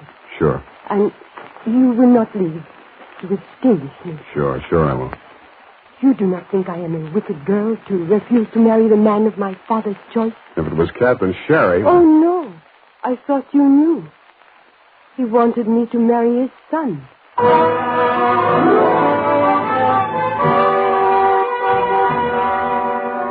I spent the rest of the night keeping her insomnia company, and a very pretty one, too. I didn't get to you on the phone to ask you about that pistol of Bob Battle's that you'd tagged as the murder weapon until just after sunrise. What I learned from you was that the rifle that had posed with a dummy warrior was an old-fashioned Belgian-made Browning with a smooth bore which could use revolver ammunition. But the fatal slug did match the test slug from Bob's revolver. What I told you was that ballistics can lie, and that you should take another look at the metal clamp and the trigger guard of the rifle. You said you would, had the lab run tests on both guns, and by noon you had freed Bob Battle and released the exhibits into my custody. By 12:45, I had the stage set exactly as it had been set for Jonathan Battle's murder, except that the door was not locked. Chandra was standing at the easel as near as I could figure in the spot where Jonathan Battle had been standing when the slug tore through him, and Bob Battle was standing just close enough to her. You, Deputy dear, were lurking in the shrubbery outside, observing the whole colossal spectacle. Nevertheless, I plunged unblushingly ahead toward my Agatha Christie finish. But, Sam, I do not understand. What are we waiting for? You won't have long to wait, Chandra. You must be out there nuts. I've been cleared. Nobody ever suspected Chandra. What do you hope to prove? Maybe that I'm wrong. Well, why isn't Sherry here? If I'm right, he will be. Okay, about 15 seconds. 15 seconds? 12 now. And if we're lucky, we'll find out how your foster father was killed. Chandra, he has no right. You don't have to do this. 5 seconds. Whatever happens, it'll mean your license, Spade. You have no right... 2 seconds. Chandra, get down!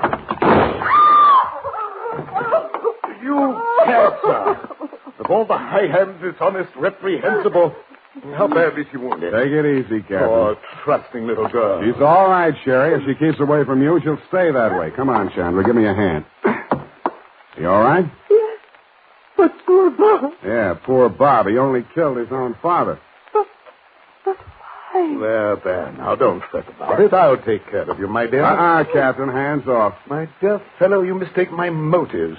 What this poor girl needs is a father. And what better guardian than myself and my vast knowledge of the Orient and my deep understanding of the Eastern mind? Nuts. Well, Sam, I sure got to hand it to you. It worked. I guess this just about cleans up this caper. Thanks, Sam. Thank you, too, Captain. You've been a great help. Oh, thanks, William. Pleasure knowing you. Why, you dumb bunny. Who, me? Standing there, shaking hands with the most sinister international dope smuggler on the Pacific coast. Now, see here, Spade. That will take some proving. Frisk him, Bill. Go on. See what you find on him. I welcome this opportunity to prove my innocence. Go ahead, Deputy. Well, what do you know? A hypodermic kit. See? This is an outrage. You planted that in my pocket, Spade. Well, maybe. Even if I did, the deputy here will have to take you in for questioning, and that'll mean answering some questions for the federal men, won't it, Bill? Well, now, if you planted that kit, Sam... I haven't admitted it yet. You'll have to prove it, and you may not be able to before the federal men get involved. Not that Captain Sherry has anything else to hide. Well, sir, never let it be said that a Royal Fusilier didn't know when to blow retreat. Marcus? Yes, master, yes. Pack the marmalade again. We're off, this time to Africa.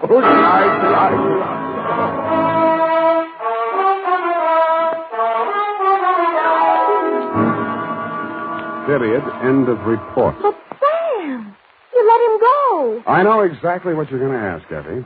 It worked like this. At a certain time of day, the sun rays were refracted through the crystal directly on the spring metal clamp and the trigger guard of that rifle.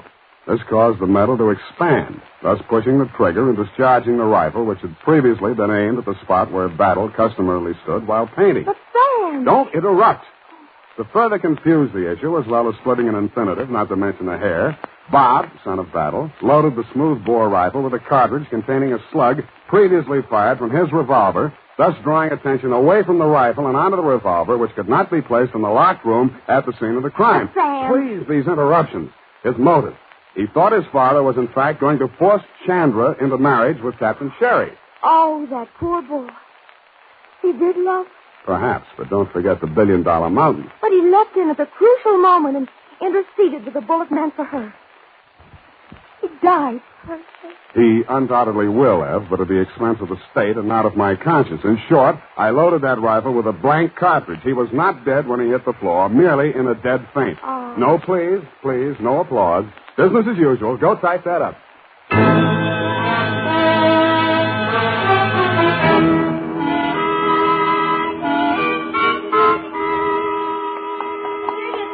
have only one question. Whatever's going to become of that poor, bewildered girl? Yeah, poor little thing. Nothing to fall back on but $1 billion gold mountain. I can't help it, Sam. You know, east is east and never the twain. You're wrong. She's starting a twaining course tomorrow as a salesgirl in the jade department at Gump's. Doesn't that make you green? Oh, really, Sam? You're jaded humor. And so, Tibet. Oh, now, Sam, now stop. I mean, really. Murder, eh? Good night, sweetheart.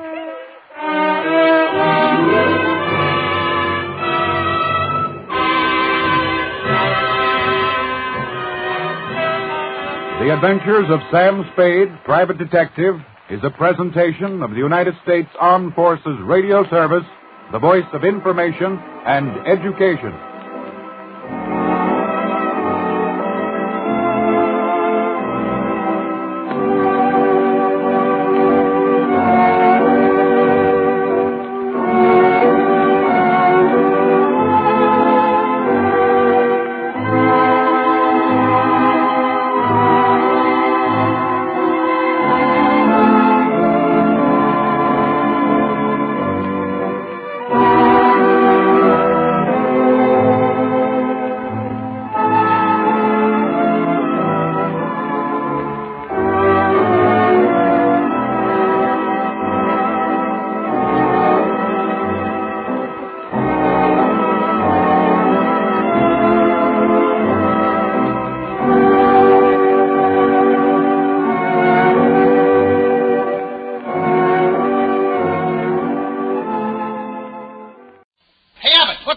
It's time for the Abbott and Costello Show. We're on the air here in Hollywood. Well, what are we waiting for? Let's go with the Abbott and Costello Show.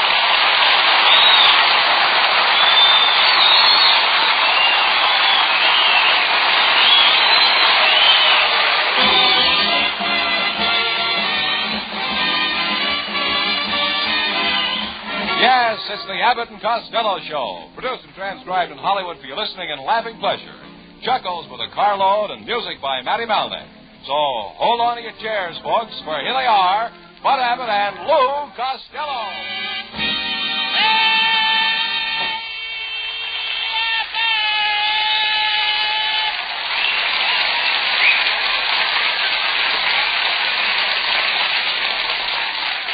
Yeah, please. All right. Stop that racket. Where have you been? Stop the racket. Where have I been? Yeah. Uncle Mike just bought a new house. I'm out to see it. How far is it from here? 15 minutes by automobile and 5 minutes if you walk. Wait a minute. How can it be faster if you walk? When you're walking, you pass a skunk farm. Must be a lovely place. The way it's laid out. If you want to go into the kitchen, you go through the dining room, through the maid's room. If you want to go to the master bedroom, you go through the living room, through the maid's room. And if you want to go to the patio, you go through the den, then through the maid's room. Oh, wait a minute. Why do you keep going through the maid's room? Silly boy. Will you please talk, Sam? Tell me more about Uncle Mike's place. Oh, I will. Well, he ran out of water out of the swimming pool, and he filled it with peroxide. He filled the pool with peroxide? Yeah. What for? He's nuts about blondes.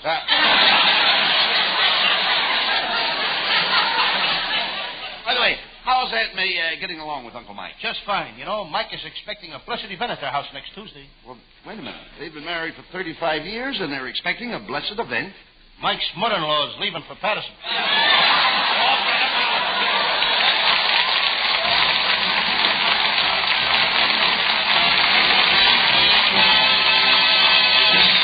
Well, there's a sample of the high-grade nonsense you'll be hearing for the next half hour.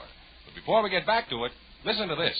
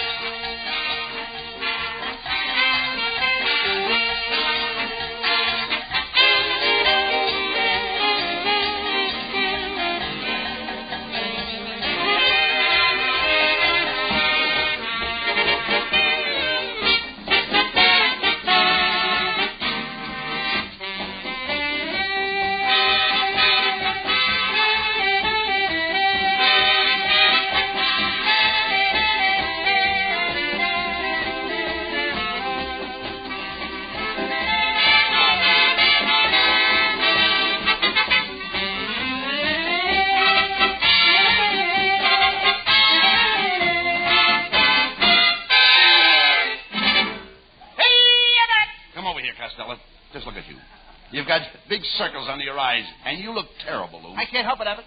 I've been up all night working on my invention. I just finished my latest invention. It's a cellophane mattress for old maids. Oh, now, wait a minute.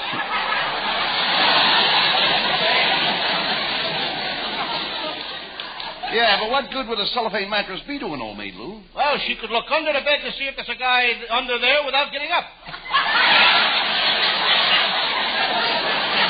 Yeah, but no, you and your inventions, you're wasting your time. I think you got something there. But really, I'm not. Get a load of this invention. My sister and I, we're working on it now. We're crossing a roll of pink ribbon with a rubber plant. What for? So we can raise ladies' garters.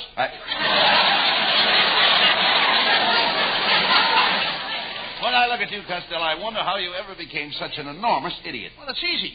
I could teach in no time. You dope your entire family is stupid. None of them knows anything. Now, wait a minute. Just a minute. Now, how can you say that? How can you say that? My Aunt May is considered an expert authority on insects. An authority on insects? Did she study insects in college? She didn't have to go to college. She studied at home. Now, wait a minute. How did she study insects at home? Her first 3 husbands were barflies.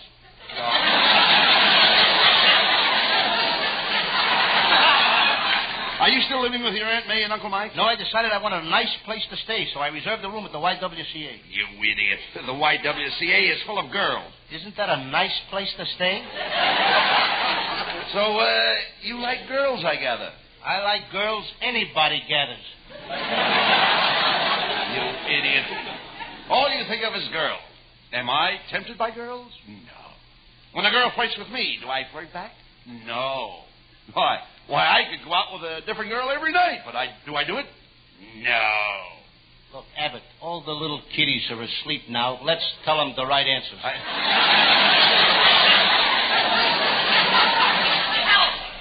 Please, somebody help me! Somebody's got to help me! Who was that? I don't know, but he came in twice.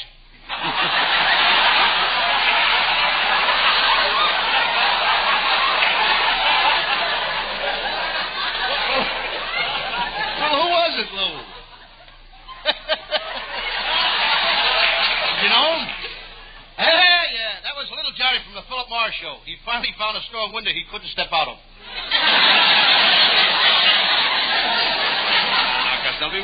Be careful what you say about that little Johnny. You know, I've heard he's a pretty tough kid. I ain't afraid of him. I could fight that little Johnny with one hand tied behind his back. You mean one hand tied behind your back? Who's fixing this fight, you or me? If you're so tough, Costello, why don't you enter the heavyweight division? You know, Joe Louis is retired, and they're looking for a new champion. There's only one reason why I don't become heavyweight champion, Abbott. I'm so tough and ferocious I can't control myself. The minute I get in the ring, I see blood. It's terrible. Well, what's terrible about it? It's my blood. You couldn't fight your way out of a paper bag. Is that so? You're talking to a man who can lick anybody. Why, I'd take that Joe Louis apart and see what makes him tick. I'd take Joe Walcott apart and see what makes him tick. I'd take Lee Savold apart and see what makes him tick. I'd take Gus Lesnovich apart and any champion. Name any champion and I'll take him apart. All right, I'll give you an easy one. How about the swimming champion, Esther Williams? Could you take her apart? Anything put together that good don't need tinkering with.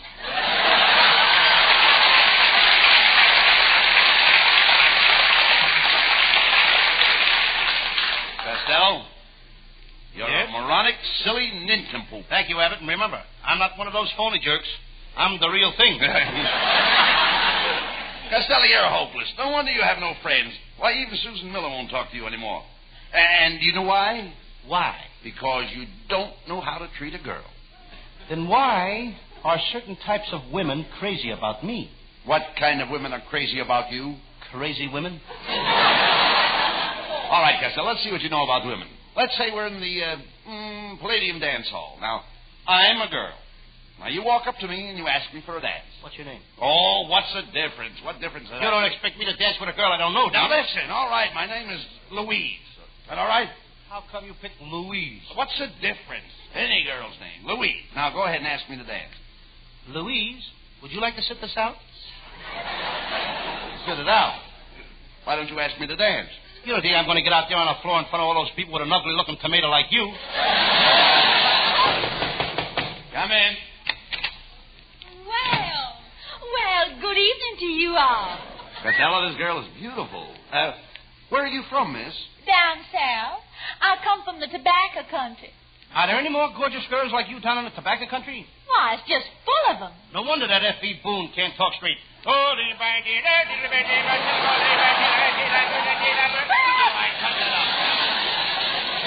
Cut that out, eh? My, miss, you're pretty.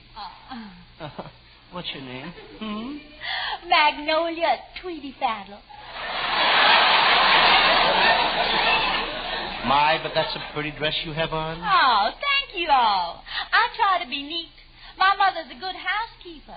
She taught me to keep everything tidy and in the right place. Hand me my dust cap, Abbott. This is the kind of housekeeping I like. Costello, it's very sweet of Miss Tweedlefaddle to drop in here to see us. And I think it would be a sweet gesture on your part, Costello, if you'd show her the sights of Hollywood while she's in town. Oh, Mr. Costello, if you only would, then I could go home and tell all the girls I was out with a big, smart celebrity. If you do that for me, I'll give you anything you want. Anything? Anything. Now, what do you want? Could I have a pool cue with my own initials on it? You idiot. A kiss would be ample reward for a beautiful girl like that, Lou. Yes. Come here, Mr. Costello, and I'll give you a real southern kiss.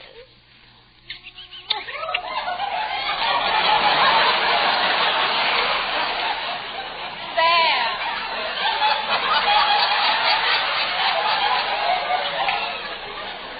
That's the way we kiss down south.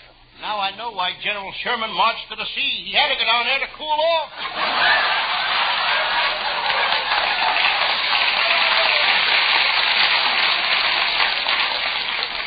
You know, I just can't understand you northern men. Why, in Kentucky, the men are so impetuous, they carry a girl away. In California, we got cars. Pay no attention to Costello, Miss Tweedlefaddle. Tell me, are you a single girl? Oh, yes, indeed. And I came up north to get married. Well, I don't like to brag, but I'd make a nice husband. I can cook. And what's the matter with me? I can sew. And I can do housework and wash dishes. And I know how to take care of babies and do the washing.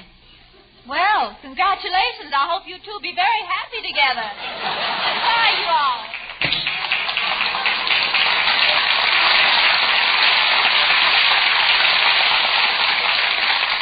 Costello, you missed a great opportunity. That girl is the daughter of Colonel Tweedlepaddle. They're very wealthy. Yeah, but I got a notion to put on one of my sand shovel detective disguises and follow that girl. Mr. Costello, I've got to talk to you. I'm Costello. What can I do for you? Mr. Costello, I've been listening to your detective series, and I think you're marvelous as Sam Shovel, the great detective. And, Mr. Shovel, I need your help.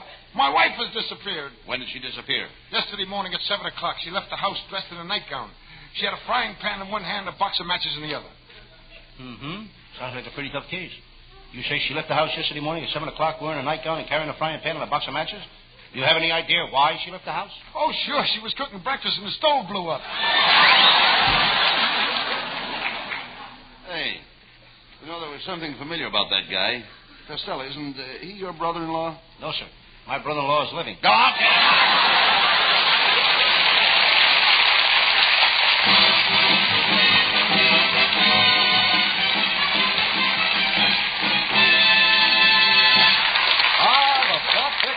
But before it gets too thick, let's interrupt it for another reminder on a serious subject.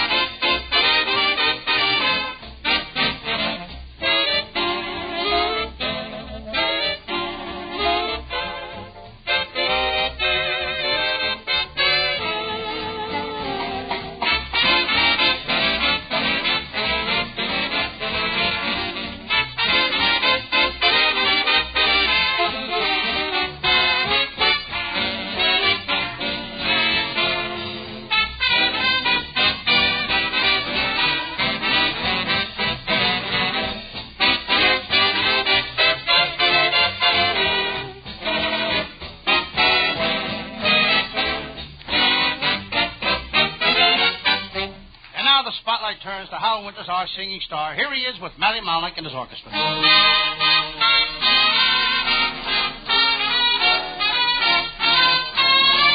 Somebody's lying when she says, I don't care. Somebody's lying and she's not playing fair. Somebody's lying when she says that I'm untrue. You know I'll never love no one but you. Somebody's hoping we'll break up someday, waiting and hoping you'll send me away. Don't you believe what someone else is saying? Somebody's lying, sweetheart.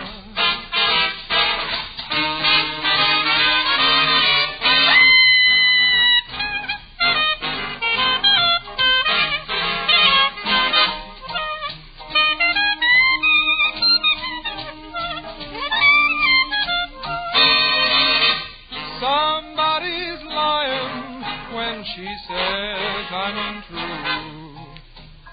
You know I'll never love no one but you.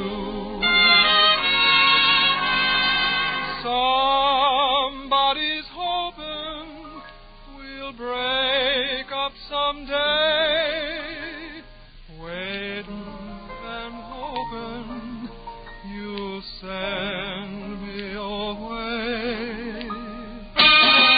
Don't you believe what someone else is saying? Somebody's lying, sweetheart. Somebody's lying, sweetheart. Somebody's lying, sweetheart.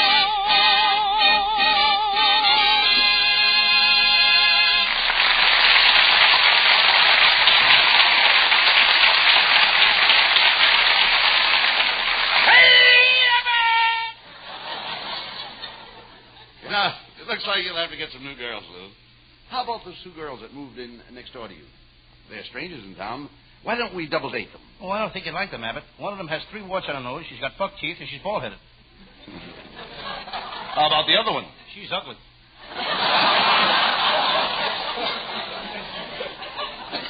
Costello, you've got about as much chance of getting a girl as Laurel and Marty. They married?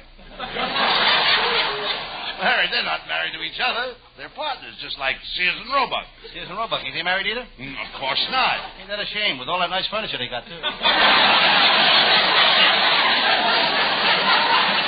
Where were you last night? Well, I had a date with our secretary, Viola Vaughn. She took me to the Palladium, and she wouldn't dance with me. Then she took me out to the house of Murphy for dinner, but she wouldn't eat with me. Well, if she wouldn't dance or eat with you, what did she take you for? $35. Throwing your money around like that. You ought to be ashamed of yourself. Right now, I need $75, and I don't know where to get it. Why, Abbott, you must have 100 friends that would loan you $75. Well, how about you loaning it to me? Abbott, you must have 99 friends that would loan you $75. I ought to know better than to ask a stupid, ignorant dope like you for money. Just a second now. Just a second. Don't call me stupid and ignorant. I'm a college man. For years, I went to Stanford University in the morning and UCLA in the afternoons. You dummy. Stanford is in San Francisco, and UCLA is in Los Angeles. Now, how could you go to both of them at the same day? Being an honor student, I had a long lunch hour.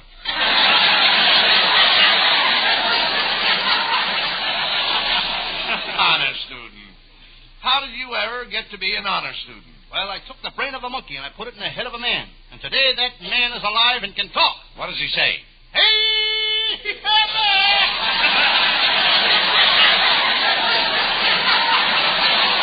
I thought so. You've never been in a college. And I doubt if any of your family were ever in college. Is that so? My brother Pat spent 4 years at the medical school at the University of Michigan. What was he studying? Nothing. They were studying him. Costello, you're impossible. And you'd better give up doing that Sam Shovel detective series. The field is overcrowded and everybody on radio wants to become a private eye. You're right, Abbott. I know it. Seems like every Tom and Harry wants to be a dick.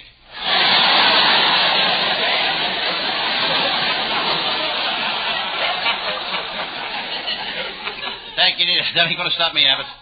Tonight I'm going to do one of my most famous cases. I call it Murder in a Butcher Shop, or have you seen those prices lately? Well, that doesn't sound like a very interesting case, Costello. Pick another one. Okay, here's a very, very interesting one. I call it the case of the man who drowned in the Los Angeles River, or Dust Be My Destiny. Oh, let's get on with the case.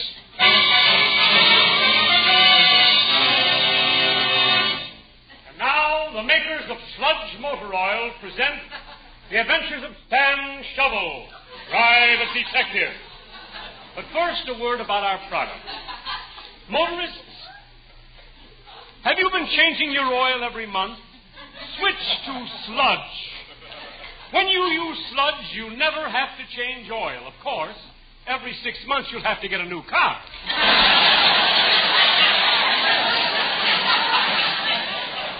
Friends, if you want extra mileage, use Naco gasoline. Listen to what one of our satisfied customers has to say. I bought 2 gallons of Naco gasoline in Chicago. When I got into Los Angeles this morning, I still had 2 quarts left. Thank you, sir. Thank you. What kind of a car do you drive? Who's got a car? I got a cigarette lighter.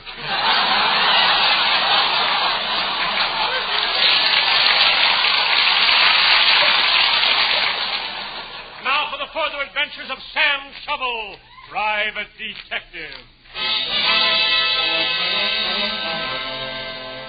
Yes, I'm Sam Shovel, Private Detective. I'm sitting here in my little office writing a report on my latest case. I reach for my pen. It's a pig pen. I'm alone in the office. I used to have a secretary. I had to let her go. She could never get her typing done. Every time she got to the end of a line, the typewriter bell would ring. She'd go out to lunch.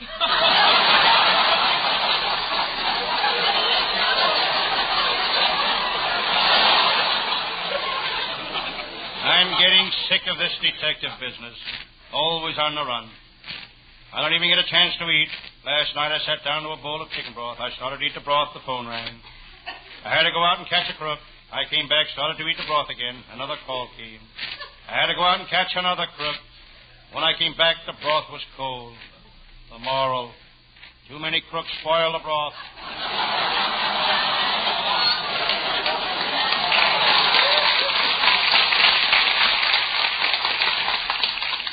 Suddenly I hear a woman scream.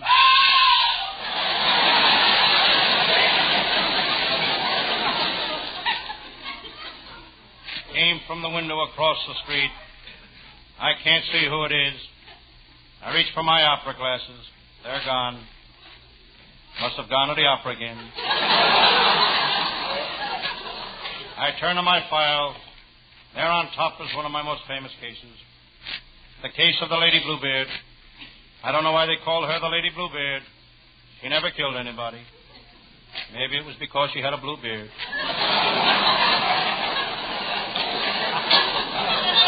She was a hard woman to catch. I'd have never caught her except she was a flirt. She gave me the eye in Pasadena. She gave me the eye in Pomona. Then I caught her in Pisno Beach. It was easy. I had both her eyes. Kid was lost, couldn't see where she was going. Suddenly, through the window, I see my pal, Lieutenant Abbott of the Homicide Squad, approaching. Abbott's a tough man. He's got a dirty look and underwear to match.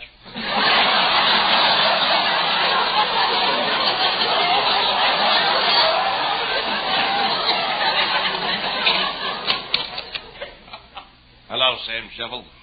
I'm worried. What's wrong, Lieutenant Abbott?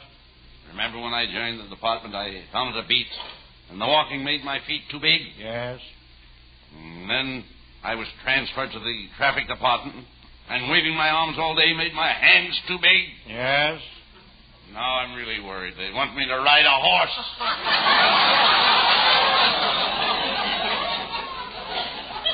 I looked at Lieutenant Abbott. What a clever policeman. He's got a trigger mind, and he ought to give it back to Trigger.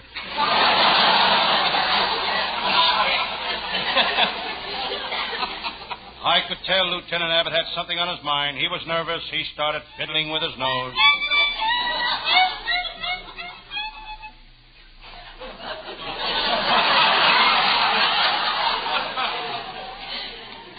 Lieutenant Abbott had a tough day at headquarters.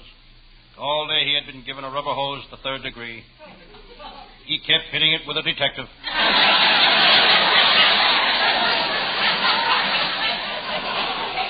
Sam, you can help me. You've got friends in the department. You've got plenty of drag. What makes you think I've got drag? Turn around, Sam, and see what you're dragging.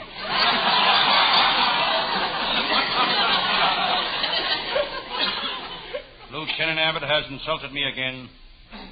I looked him straight in the eye. He had arrogance, conceit, and meanness written on his face. Seems silly for a man of his age to go around with all those words written on his face.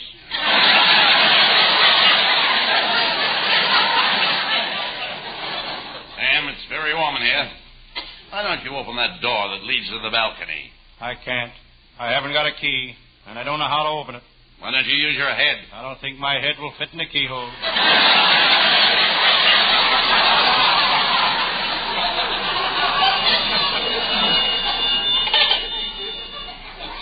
Hello, Sam Shovel, private detective speaking.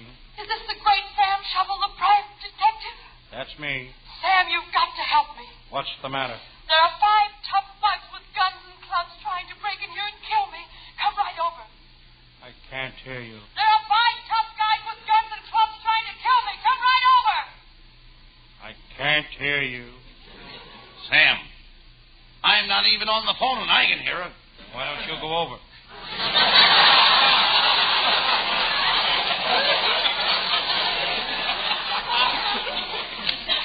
All right, you 2 guys, put up your hands.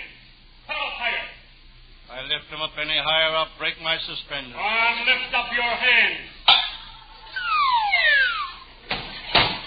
Now lift up your pants.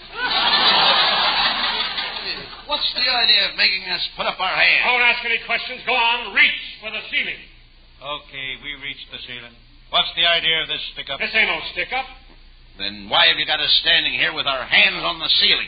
Me and my crew are repairing this building. We're ready to tear out the walls, and somebody better be holding up that ceiling.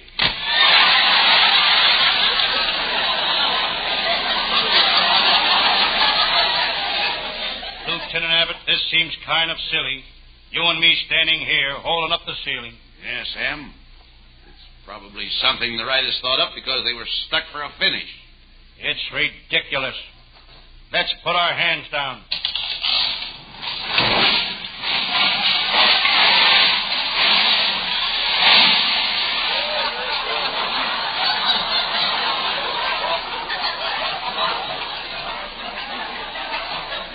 Next time, we better play along with the riders. Them guys can kill you.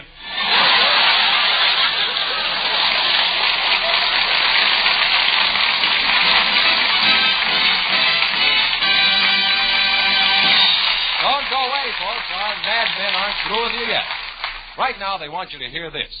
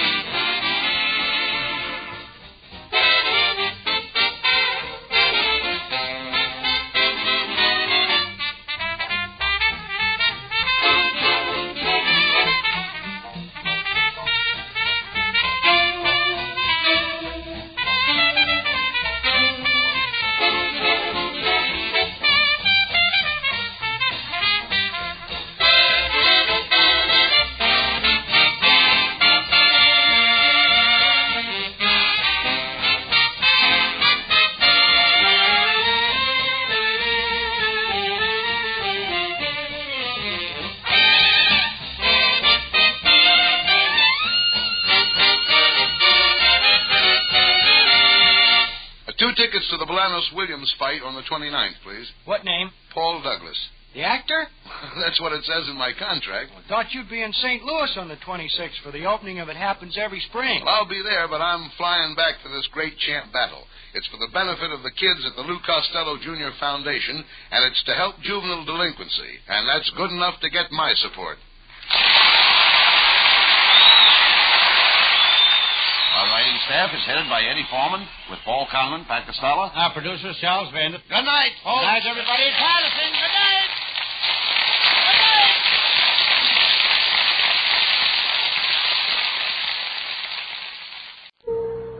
The Adventures of Sam Spade, Detective.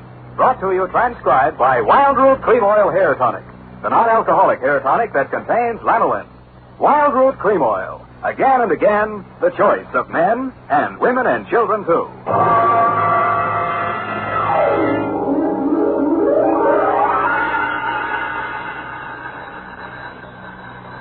Sam Spade Detective Agency.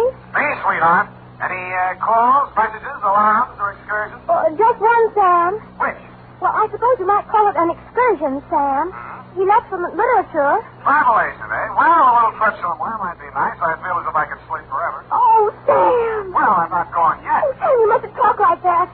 I've been sitting here reading this booklet, and it says it's later than we think. It can't be. My watch says 3 minutes to 9. Now, there, you see, it is later than we think. I was slow, too, till I said it by the radio. Well, pick it up and set it in your favorite chair. I'll be right down to dictate my report on the Overjord Caper, or Feffy's Folly, or Who Put the Corpse in the Murphy Bed. What?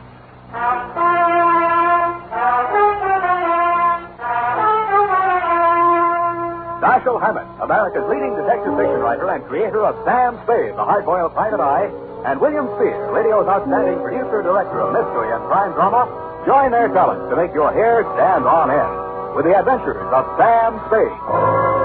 Presented by the makers of Wild Root Cream Oil for the hair. Ah, June, the month of vacations for all the family. Here's hoping you've planned yourself a good one, and that you'll remember to take along plenty of Wild Root Cream Oil Hair Tonic. In spite of heat and winds, Wild Root Cream Oil grooms your hair neatly and naturally, relieves annoying dryness, removes loose, ugly dandruff. Ask for it in the big, economical family-size bottle and handy tube that's easy to pack in your suitcase. Be sure to ask for it by name. Wild Root Cream Oil Hair Tonic. Again and again, the choice of men and women and children, too. And now, with Howard Duff starring as Spade, Wild Root brings to the air the greatest private detective of them all in the adventures of Sam Spade.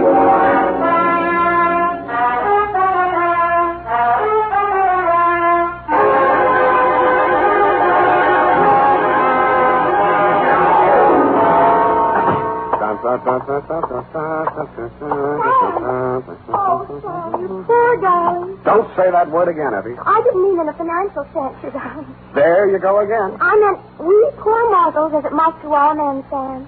We're all clay-footed, after all, merely leaving footprints in the sands of time. You need a vacation, Eff. Maybe you better take that excursion. No. Now, don't act like that. I'll hardly miss you. Oh, Sam. Now, come on. Let's see those travel folders. Where are they? Oh, Here we are. Plan now for that long, long journey. Our carefree layaway plan relieves the burdens of those left behind. Well, nice of them to think of me. Luxurious accommodations. Funny-looking stateroom. Why does that bunk have a lid on it? Let's see if I'll explain here somewhere. Our special nylon-tufted, couch-type model with chrome-plated magnesium handles and lightweight alloy liner has been called by many satisfied customers the pallbearer's friend. Well, who brought this into my office? His name was Converse Etheridge. What? He's with the Dardanella Mortuary. Don't mention his name in my presence. That man has no live friend. Now, Sam, don't be too rash on him. After all, it's his living. He is a worm in the apple of contentment, a roadblock on the highway of life, a meter in the taxicab of happiness. Are you ready, Sam? No. I already have the date, Sam. To whom is this addressed to? To Mrs. Joy Overjord. No, you better make that George Overjoyed. Mrs. I'll make up your mind, Sam. I said Mrs. Yes, sir. But is it Joy Overjord? Joy Overjord? Or is it, It is Judge Overboard. Now, wait a minute. Just let me get this straight, Sam. I have Judge George. Mrs. Oh. Well, to avoid any further confusion, Sam, wouldn't it be just as clear to address it as Mrs. O.G. Judge? The name is not Judge F. It's Overgorge.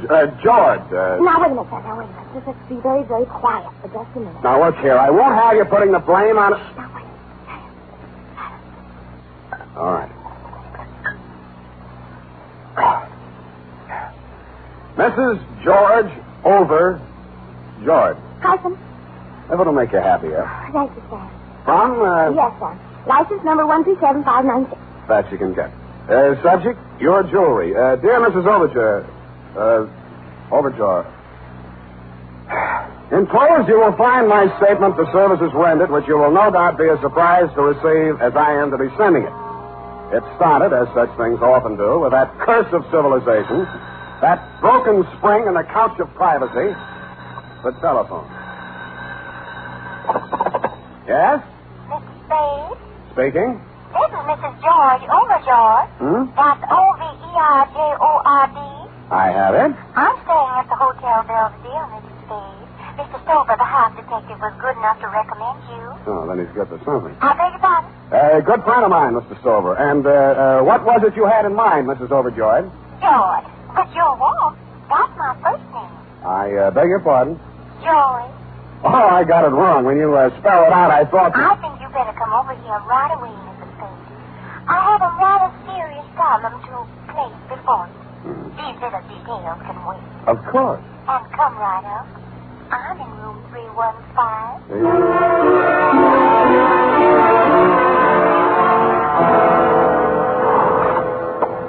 Oh, mysterious woman with strange-sounding names. Blow the man down. 315. 315. It's better. Knock. Who's there? Mr. Spade. Just a moment. Come in. Pardon me. Come on in, Mr. Spade. Whatever you say. Sit over here, won't you, please? Oh, yeah, sure. I'll just bring this... don't bother with the chair. I'll make room here. Oh. Thanks. Here.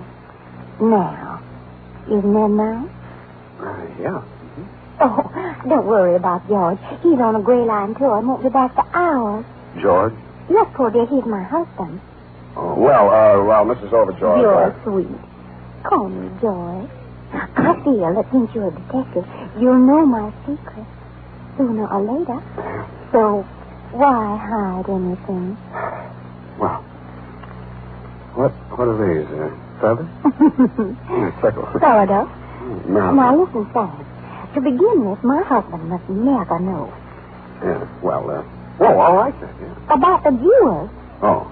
You see, he gave me the money for a floater policy on the necklace, and I was naughty. You were. I sank it in a wild mood. Sam, are you listening? Yeah. Mm-hmm. Sure, yeah. You sank somebody's mink. Tell me, what did you want to do with me next time? No, Sam. I sank the floater. So now it isn't insured and it's gone. Ran away, huh? Not the mink, Sam, the necklace. What shall I do? Yeah. It was $30,000. Please. But what about your husband? He'll be awfully angry. He's an absolute bug on insurance. And he'd be very upset if he knew I was not fully covered. What time did you say that gray line bus gets back? Sam, we just can't while away precious hours. We've got to find that necklace. My husband... Oh, darling, you're not comfy. My husband... Who? What? But, darling, George Overjord is the richest man in the state of Wisconsin. He'd be very hard to replace. You're absolutely right. Husbands should be kept in their place. Sam, if you don't take more interest in this problem, I'll just have to get another detective. Huh? Oh, no. Hey, don't do that. Now, what? What are you looking for? The telephone. I want to check those gray line bus schedules.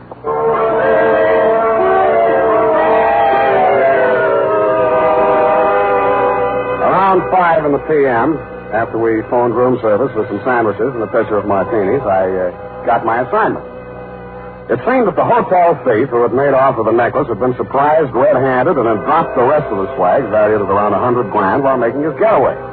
My problem was to recover the necklace before, quote, George, unquote, tried to put in a claim on it and found out it hadn't been insured. I agreed that it might be smart to put the rest of the jewels in the hotel safe under my name. This I did.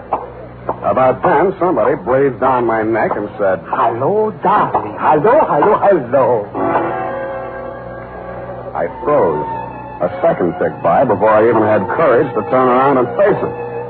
It couldn't be, but it was Fefi Valeriu Eminescu, a con merchant so slick that he finally swindled most of his competitors out of business and even succeeded in selling himself in the oldest con game of them all, the Spanish prisoner game.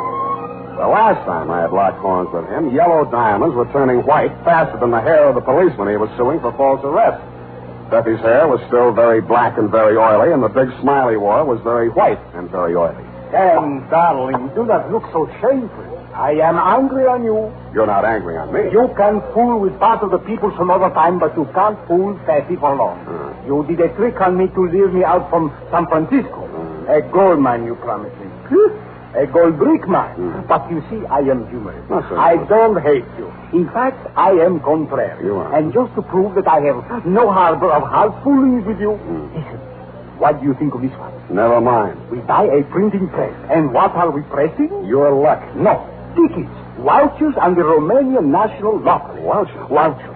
With the Iron Curtain, darling, who could see through it? Fefi, darling, where are you staying temporarily? I am a guest on this hotel. I'm sure of that. May I inquire which room the management is losing money on this time? I think I changed. The neighbors have got noise. 317? Also the plumbing. 313? Stop beating around these bushes. What have you caught me doing? Come on, let's have a look at your room.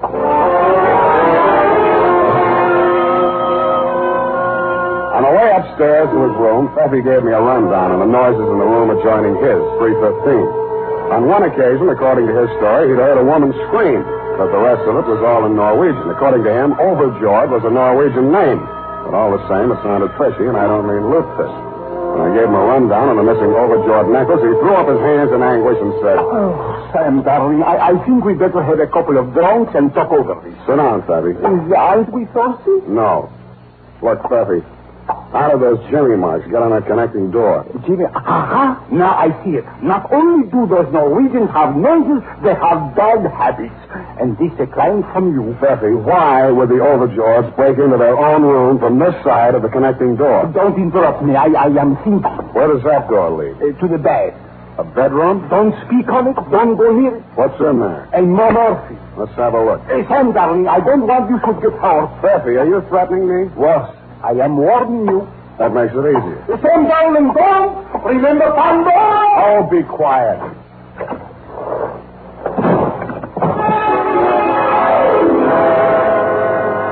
And that, Mrs. Overjord, is when if I had to live over, I wouldn't have taken the case for all the fish in Norway. The Murphy bed that flew out at me as I opened the door was occupied. The occupant was wearing a dark blue suit, a conservative tie, a small white chrysanthemum in his lapel, and a peaceful expression on his face. He had a very healthy color for a dead man.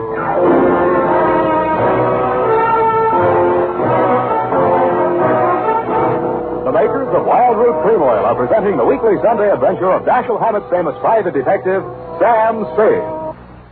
Tonight, for the first time, Wild Root announces a big double bargain combination package to introduce amazing new Wild Root Liquid Green Shampoo. Here it is. You'll get a 60-cent bottle of exciting new Wild Root Liquid Green Shampoo, plus a 60-cent bottle of famous Wild Root Cream Oil Hair Tonic. A $1.20 value for only 59 cents. It's a wonderful chance to get acquainted with brand new Wild Root Liquid Green Shampoo. The shampoo that combines the best features of liquids and creams and soapless cleansing, plus soothing lanolin. A shampoo that leaves your hair beautifully clean, soft, radiant, easy to manage. Remember, this big double bargain combination package contains a 60-cent bottle of the popular new Wild Root Liquid Cream Shampoo, plus a 60-cent bottle of Wild Root Cream Oil Hair Tonic. A $1.20 value for only 59 cents. But the offer is limited, so don't miss out. Go to your drug or toilet goods counter today or tomorrow, sure, and ask for Wild Root's big double bargain combination package. A $1.20 value, only 59 cents.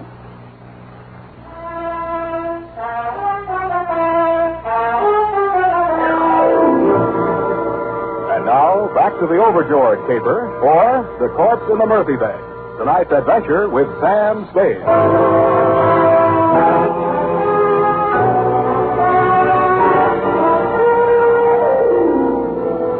As I stood there looking at that well-dressed corpse on the Murphy bed, I asked myself some leading questions. Who was he, for a start? Had my client's husband returned from his gray-lined bus store and stumbled into the wrong room? And then what was really my client's problem? To recover an uninsured necklace or get rid of an insured husband? And what was the function of Pfeffy? Was he an accomplice, a goat, or a body snatcher?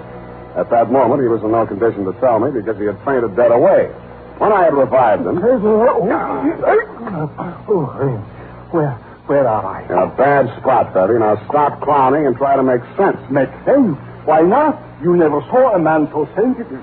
But frankly, I am discouraged. Help me open. Now look, Pfeffy. I am looking. You realize what means that joker who's finally resting on my morphine?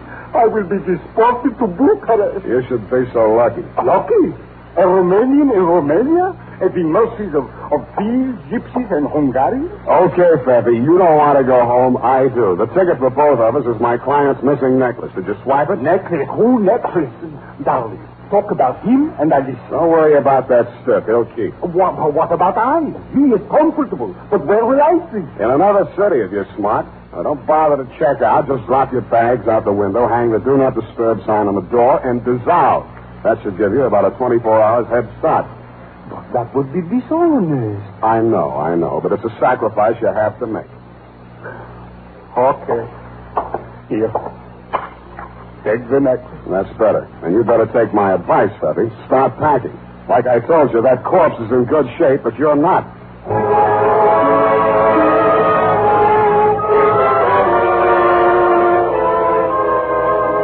There was nobody home in room 315, so I glass-keyed my way in and had a look around. I turned up only items that were worth anything. A pair of passports issued respectively to one George Overjord and one Joy Overjord. Also, item and insurance policy with inventory attached on the Overjord jewels. What made that interesting was the fact that the necklace, which my client had told me was uninsured, was there in the inventory. After that, I wasn't at all surprised at what I found in the closet. Okay. Take it easy. I'll get you loose just as quick as I can. Here, I'll get these gags out first. Yeah. Yoy, are you all right? Yeah, yours. There you are. Here. Let me help you up. Oh, my back. 4 hours in that place. Oh, Ireland. Who did this to you? You don't know. They jumped on us when we are coming home backwards. What? Yoy, look at the time. Our boat sails in an hour. If we don't hurry, we will miss it. Yeah, I can catch. You go now, young man. Thank you. Yeah, goodbye. Well, just a minute. I want to get a few things straight. You are Mr. and Mrs. Overjord? Yeah. But we don't worry. Insurance will take care of all. Goodbye. I'm sorry if I'm annoying you, but I'm just not quite ready to leave. Now, if what you had in mind was picking up a little ready cash from the insurance company, I'm afraid I'll accept your caper. Boris? Again? In other words, I'm a detective, and I have your jewels. Yeah, you're here. Yeah, that is good. Just leave them on the table. Yeah, good. Well, it's not quite as good as all that. Before I can hand them over to you, I've got to clear a few things up between you and my client and another guy with a dead man in his room. We don't know any dead man. Not in California. We are from old country. Wisconsin. Oh, well, that's different. Is that everything yours? Yeah. Call the boat boys. Don't be in such a hurry. Well, why not? The ship don't rain. Now, look, this will only take a few seconds. I'll have to make a report on this, you see. So I have to know exactly how it happened. Now, you say you just come into that room. Now, you must have been standing about here, Mr. Overjord? Not so close to the closet. Well, that's near enough. Now, you just stay where you are. Will you step over this way, Mrs. Overjord? Oh, yeah. Hurry, please. Just a little to the left. There.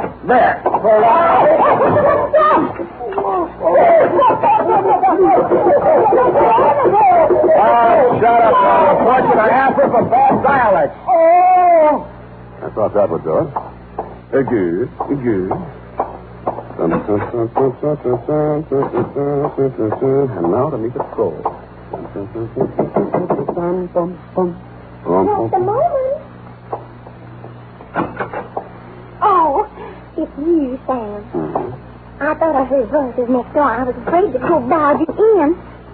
Where have you been, darling? A most wonderful thing has happened. My husband left me. He never came back from that Gray Line tour. That might be because he never went. Oh, sit down, darling. There's something I must tell you. Yeah, but you sit there and I'll sit here. Darling, you changed. It makes it so difficult, this gulf between us. Joy, if I may call you Joy, we must face it. We live in different worlds. It can never be. Cigarette? I understand.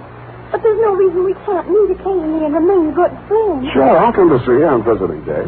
Sam, I'm afraid you're making a terrible mistake. Well, I made that when I took you at face value. Your name may be Joy, sweetheart, but you are not Overjord. Who are you? Darling, doesn't matter. But I'd rather like Joy. I think I'll keep it. Yeah, okay, suit yourself. How does Steffi fit into this caper? Oh, Sam, darling, it's terrible the way that man deceived me. I should have known he wasn't a Norwegian. Well, don't feel too bad about that. He thinks he's Romanian. He told me his name was Overjord and that it would be all right for me to stay here because his parents were in the adjoining room. Now, let's get this straight. Steffi checked into room 313. The Overjords were here. I take it you were in 317, all with connecting doors. Sort of a prince's movement, shall we say.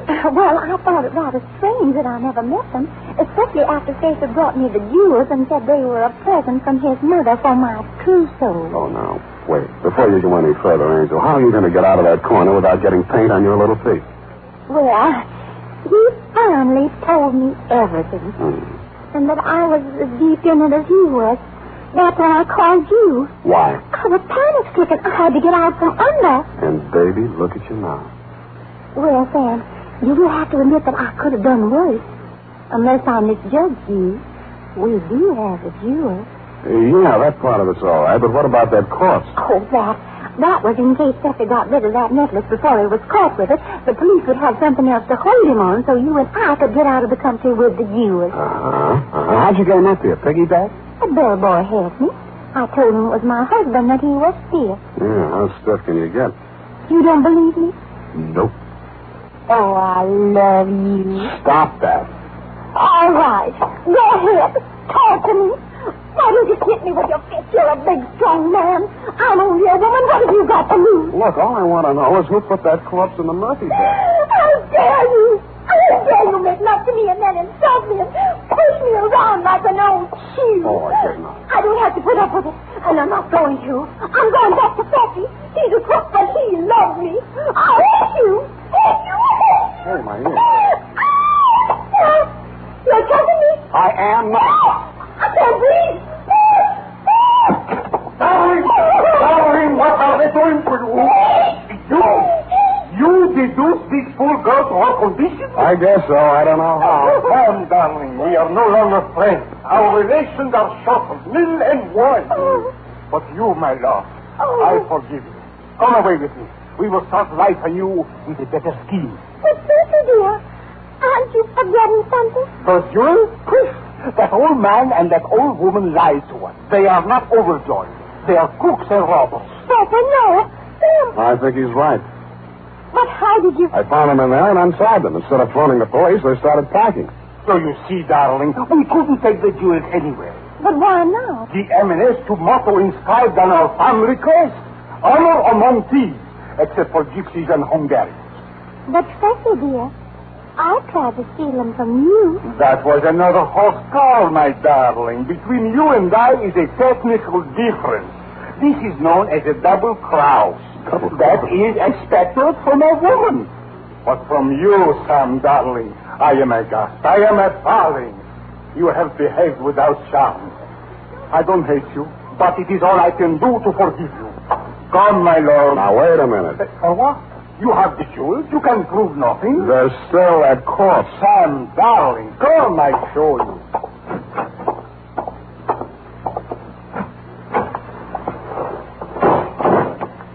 You see?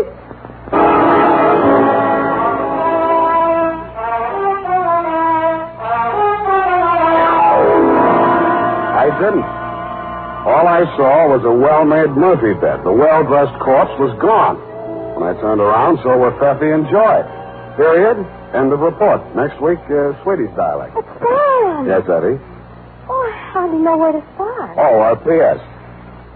I have turned you, Jules, over to the robbery detail of the San Francisco police, together with Sven and Martha Lagerson, who was still in the closet when the police arrived. But, Sam, don't you... Oh, yes. Add this. The Lagersons told the cops here that they had worked as household servants in your home in Wisconsin and had hit on their bright idea of making off with your jewels while you were away on a month-long canoe trip through the Chain Lakes, which gave them ample time to make their getaway. They switched passport pictures and used your name to justify their possession of the jewels in case they were questioned. That, plus the insurance policy, complete with inventory, was good enough to fool even the nefarious Feffy. But, Sam... One question, Effie, no more. But if it's about that corpse, save your day. Oh. Go type that up, Angel. I'm still working on it.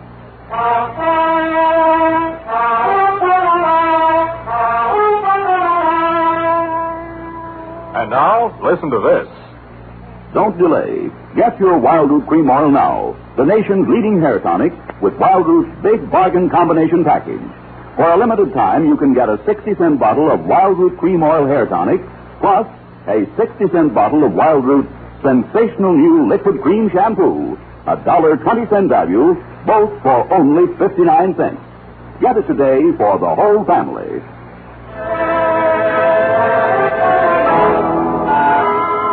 Well, here it is, Sam.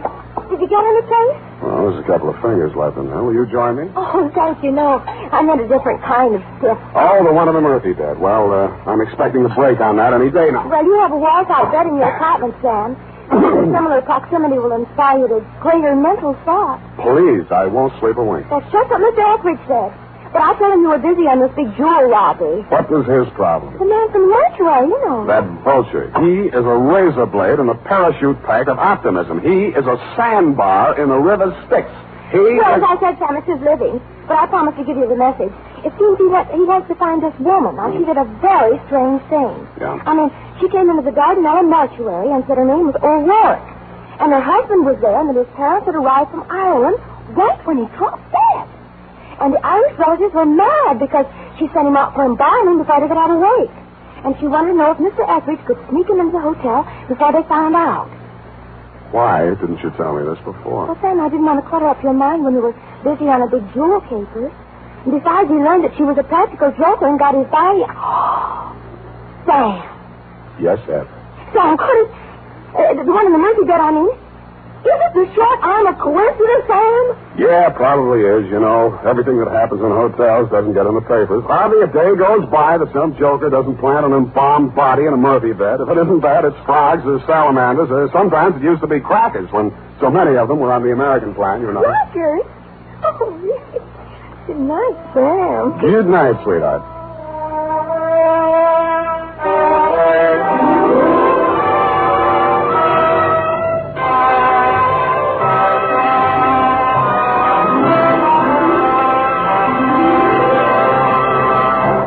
The Adventures of Sam Spade, Dashiell Hammett's famous private detective, are produced and directed by William Spear.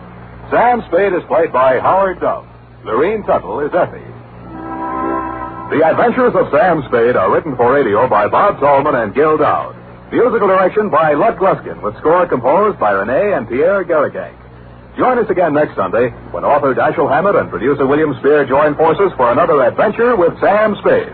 Brought to you transcribed by Wild Root Cream Oil. Again and again, the choice of men and women and children, too. This is Dick Joy reminding you to get Wild Root Cream Oil, Charlie. It keeps your hair in trim. You see, it's non-alcoholic, Charlie. It's made with soothing lanolin. You better get Wild Root Cream Oil, Charlie. Start using it today. You'll find that you will have a tough time, Charlie. Keep all the gals away. Hiya, Baldy. Get Wild Root right away.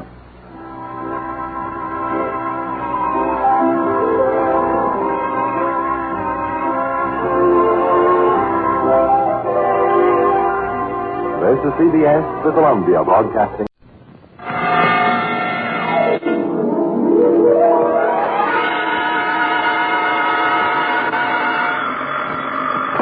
Sam Spade Detective Agency. Me, sweetheart. Sam, how inopportune. I was just thinking of you. Me and who else? Both my ears were burning. No, Sam, no. With regards to our shortage of office supplies. Don't give it another thought, F. This was going to be a short report. Short and sweet, Sam? Hardly, Angel. In fact, barely. Well, Sam, if you had asked me, I could have told you. That girl was merely trying to stir up a tempest in her boyfriend's teapot. Again? It was perfectly observant to me, Sam, that she had sour grapes written all over her. Sour apples, Effie, but you're warm, and that's why I'm so fond of you. Oh, thank you, Sam. I'm glad I could be of help, though I must confess the apples are over my head. Well, don't feel bad about it. That's how Newton discovered the law of gravity. Stay where you are. I'll be right down to dictate my report on the Apple of Eve caper.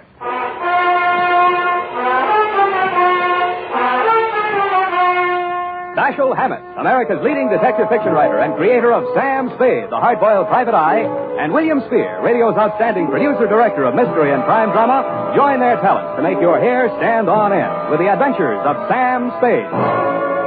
Presented by the makers of Wild Root Cream Oil for the hair. Remember the Romeo of yesteryear? Hair parted in the middle, all plastered down? Man, what a difference today. Today, all a guy has to do to impress a gal is use Wild Root Cream Oil Hair Tonic. Wild Root Cream Oil grooms the hair neatly and naturally, relieves dryness, and removes loose dandruff.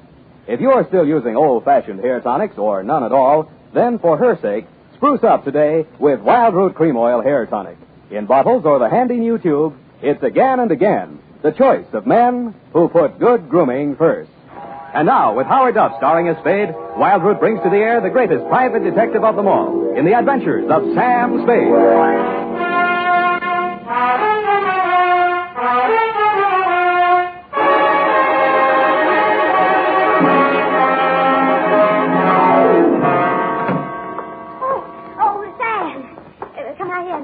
Sure. Why are you so nervous? Oh, nothing, really. I'm just glad to see you, dear. Oh, I'm glad to see That's you. all. Come on, out with it. What are you hiding behind your back? Well, it's a surprise, Sam.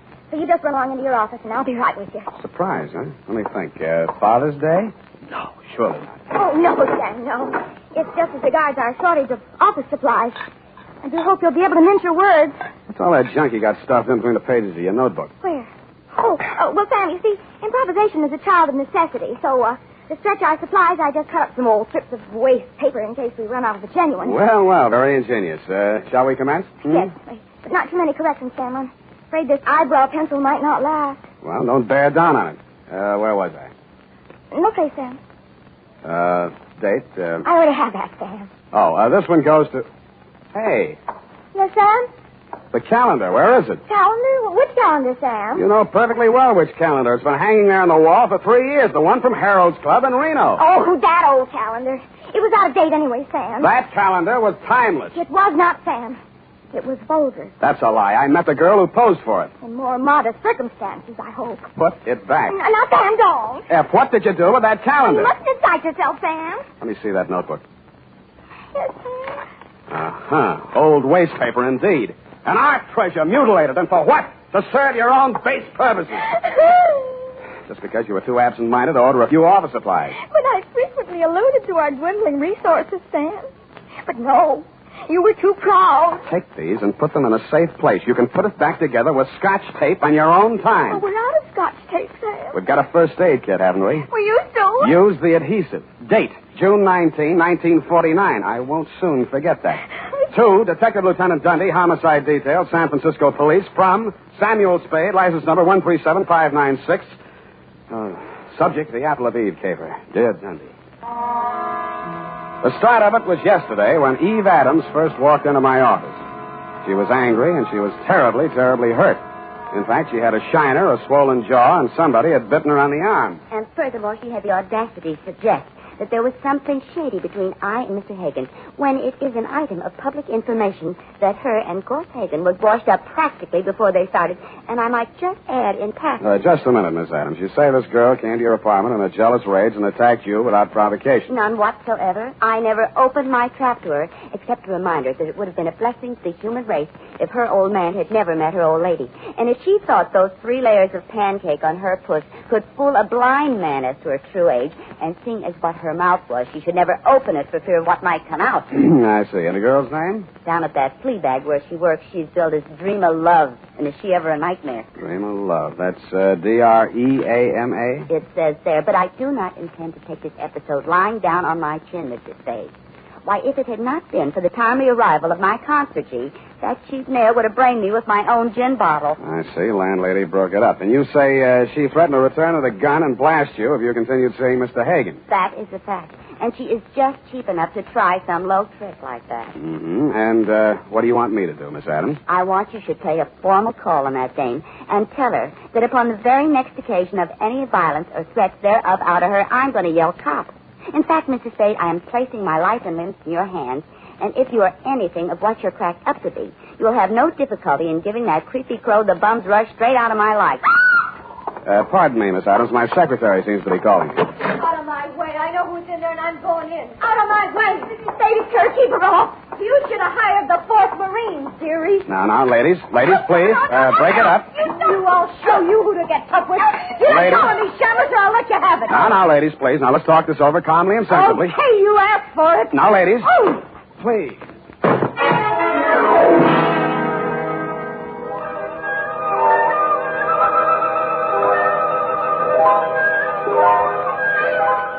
Sam, wake up. Oh, Sam, speak to me. Sam. Oh, no. Don't hit me again. No, you're going to have the chills. Oh, Sam, you poor darling. Here, drink this. What is it? Tastes awful. Water, Sam. Oh. Where'd they go? Oh, they chased each other down the hall. I thought you'd gone out. I did. What did she hit me with? Well, she took a sap out of her purse and let fly before I could prevent it. Yeah. But you were still on your feet when you told me to close the door. Fine thing. Help me up. Yes, Sam. Easy. Oh, when I think of you lying in here unconscious all that time while I went out to lunch. What? If anything had happened to you, I'd never forgive myself. You call this nothing? Oh, you poor dear brave boy. Now, you just sit down and relax. Now, the ambulance will be here any minute. Ambulance? Don't you know these things cost money? Oh, I'm sorry, Sam. I lost my head. When I saw you lying there all of a heap, Forget it. What's that gadget there on the floor? Oh, it's lipstick. Must have dropped out of her purse when she opened it for the sap. Huh. Apple of Eve. It's a ghost color, Sam. Apple of Eve. Unique Garage, Harry speaking. Spade, this is Dream of Love. Keep your distance. Look, you left your lipstick, but don't bother to come after it. I'll mail it to you. What kind is it? Apple of Eve. Sorry, I've never used it. Good, then I won't give you another thought. Oh, but you got to. She's dead. Eve Adams? Yeah. She jumped into a taxi in front of your building. I went straight after her. But I got caught in traffic where they're tearing up Market Street. That could be anywhere between the Embarcadero and Twin Peaks. Fine alibi. What comes next? Well, I'm at her apartment now, and she's dead. Sam! Hold on. Yeah, Effie? There's your ambulance. Shall I send him away? What shall I do Well, with it's him? $10 now anyhow. I'll use it for a taxi. Hello, Miss Love? Yeah? Stay there and don't touch a thing. I'll be right over.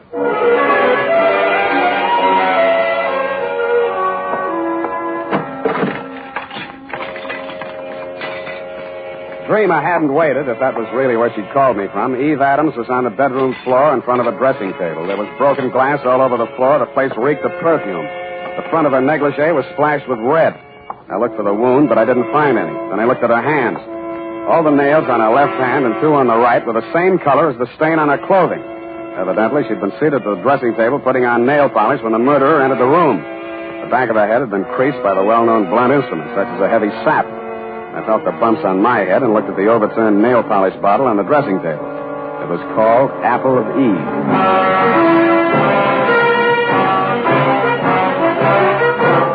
The makers of Wild Root Cream Oil are presenting the weekly Sunday adventure of Dashiell Hammett's famous private detective, Sam Spade.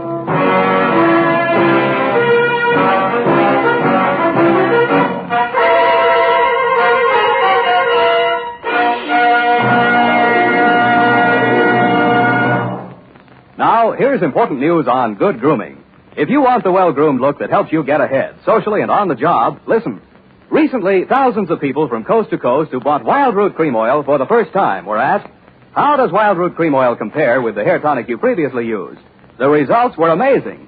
Better than 4 out of 5 who replied said they preferred Wild Root Cream Oil. Remember, non-alcoholic Wild Root Cream Oil contains lanolin. It grooms the hair naturally, relieves dryness, and removes loose, ugly dandruff. So if you want your hair to be more attractive than ever before, get the generous new 25-cent size of Wild Root Cream Oil, America's leading hair tonic, on sale at all drug and toilet goods counters. It's also available in larger economy bottles and the handy new tube. By the way, smart girls use Wild Root Cream Oil, too, and mothers say it's grand for training children's hair. Get Wild Root Cream Oil. Again and again, the choice of men and women and children, too.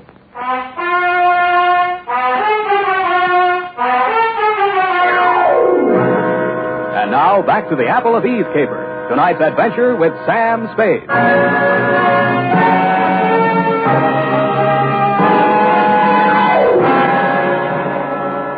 Second time around the murder apartment, I noticed something I hadn't caught the first time. Some smears of Apple of Eve nail polish that didn't show very distinctly against the rust-colored carpeting, but left a clear trail across the kitchen linoleum. When I opened the back door, I smelled burning cloth. There was an incinerator just outside, and from it I fished a man's shirt, partially burned. The initials in the pocket were still intact, so were the red stains under them. The initials were G.H. The stains were, you guessed it, Lieutenant dear, Apple of Eve.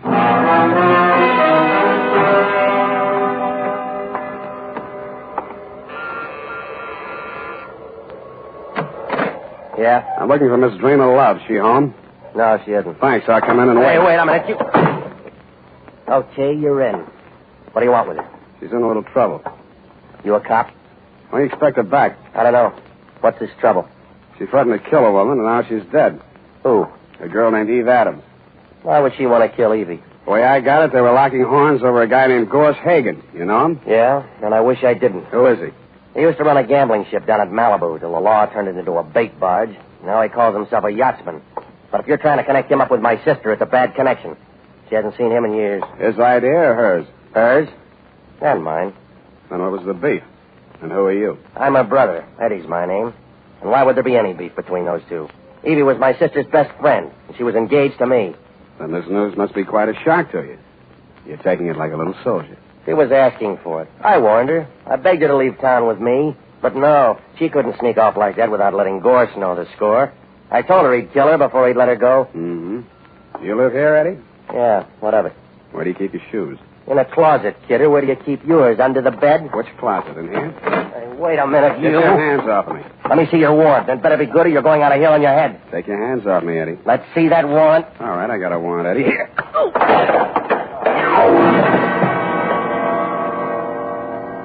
I didn't find what I was looking for, a pair of crepe-soled shoes with traces of Apple of Eve nail polish on them, but in one of his coat pockets I found a sales slip from a department store cosmetics counter. There were several items, but the one that interested me said, 1 lipstick nail polish set, Apple of Eve. About then, I smelled brandy, and a voice behind me said... What happened to the kid? Huh? Oh, he asked for my warrant. Well, when you come to see me, I'll know better. Your name is Gorse Hagen. I'm headed for your place right now. What are you looking for? A pair of shoes with crepe soles. What do you want with my deck shoes? I thought maybe they'd match up with this piece of the shirt with your initials on it. Give me that. That's a fact. Where'd you get that? In the incinerator at Eve Adams' place. Well, that don't prove anything. Lots of people got the same initials. Have you talked to, George Howard? He's alibied. He's out of town. That proves it's a frame. I don't know any George Howard. I thought so. Okay, let's cut out the monkey business. Give it to me. It's evidence. Give it to me. All right, I'll give it to you. I did. He gave it right back to me. I was only losing on points until I tripped over poor old Eddie and lost my balance. That's when he gave me the coup de grace. I wasn't quite unconscious, but somehow I just didn't feel like getting up. And when the apartment door opened, I opened my good eye just wide enough to see Dreamer Love walk in. Gorse, what are you doing here? I come to help you, Dreamer. I don't need any help from you, Gorse. I told you that 3 years ago. Did you kill her? I don't know what you're talking about. You killed Eve Adams. Why? You're wrong, Gorse. I haven't seen Evie in ages. Why did you kill her? All right, I did it. Yeah? Why?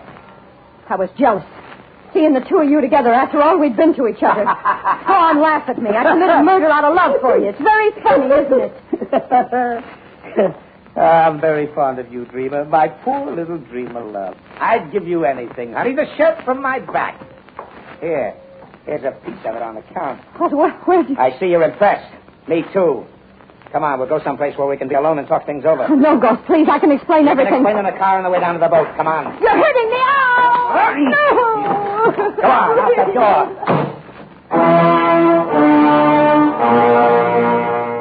Stupid me, I staggered to my feet and stumbled over to the door. I reached it just as Hagen's car pulled away from the curb. By the time I found a taxi, they were at least halfway to wherever they were going. I didn't know whether the boat he had mentioned was tied up at the Embarcadero, anchored in the marina, moored at Sausalito, or becalmed in Oakland. But there was a seafaring man in our town who knew about such things. My port of call was the Seahorse Bar and Grill just off ahead of Pier 16, or is it the Foot?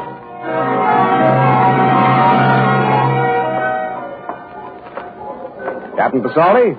T is silent, son, as in for Sam. My mistake. Salty by name and salty by nature. Only one salty thing I can't abide. Saltwater toffee. The teeth, you know. Here, have a lifesaver. Well, thank you, sir. You're very generous. You know, it ain't money, matey, but it's straight from the mint. That joke wasn't. What's up, sonny? You in the hole again? You catch my drift? Yeah. What do you know about a yachtsman named Gorse Hagen? Oh, nicely put, matey. If there's anything lower than a yachtsman, he's it. Mm-hmm. Where does he keep his boat? Well, now, she's still afloat. She'll be dragging her hook summers off Sausalito. She's a converted PT, you know. He calls her the Sea Queen. Mm-hmm. He had her bottom planks ripped out in the Battle of the Coral Sea, and he patched her up with plywood. Well, she's got 2 diesels, she has, and twin screws, 2-to-1 reduction gear. Yeah. What's the quickest way of getting out to her? Well, now, there's not much craft for charter here about this time of night, you know. There's that Novak fella, but just at present he's sleeping 1 hour. Figures.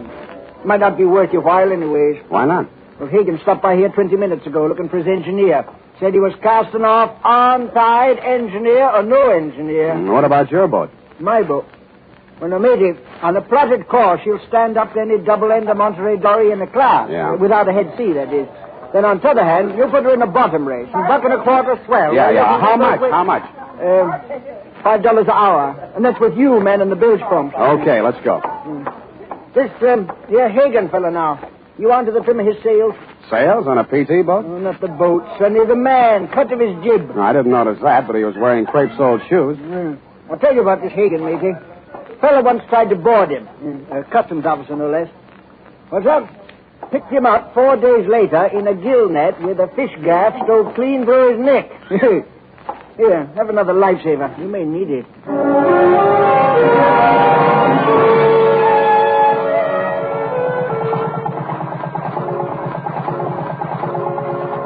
After he'd lashed me to my station at the bilge pump, Captain Pasoldi got his double end in Monterey Dory and plotted course to Sausalito, he hoped, and we plunged recklessly into the fog. As nearly as I could catch his drift, there was a 50-50 chance that A, Hagen had found his engineer and would be halfway to the Farallone Islands before we could make it past Alcatraz, if we stayed afloat that long, or B, that he hadn't found his engineer and might be having trouble starting up those two diesels with the twin screws and the 2-to-1 reduction gears, whatever they are.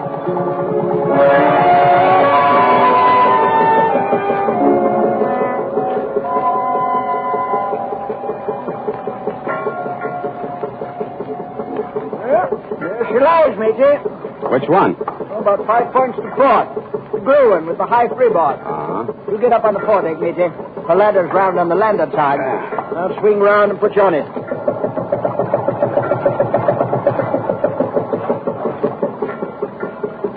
Hey! Anybody home? He's likely below, nursing them diesels. You got to rear back and holler, matey, like this. Ahoy! The sea queen! I like that. I know there isn't.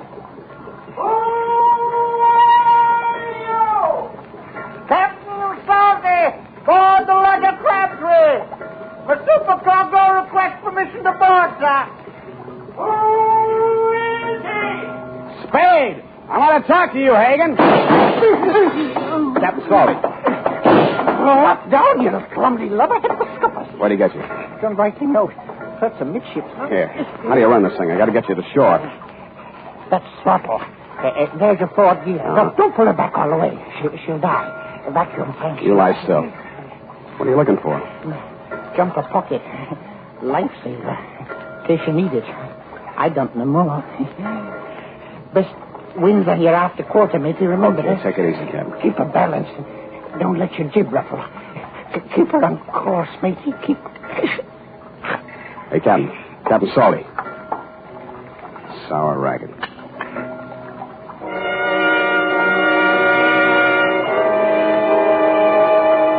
I crawled over the rail and tried to make out Hagen's silhouette on the other boat. I could just barely make out the shape of the hull against the faint glow of light from the Sausalito shore. We drifted a few yards astern of Hagen's boat, but not out of rifle range. I wondered why. If he could see us well enough to drop Captain Salty, he'd let it go at that. And I got it. He was listening.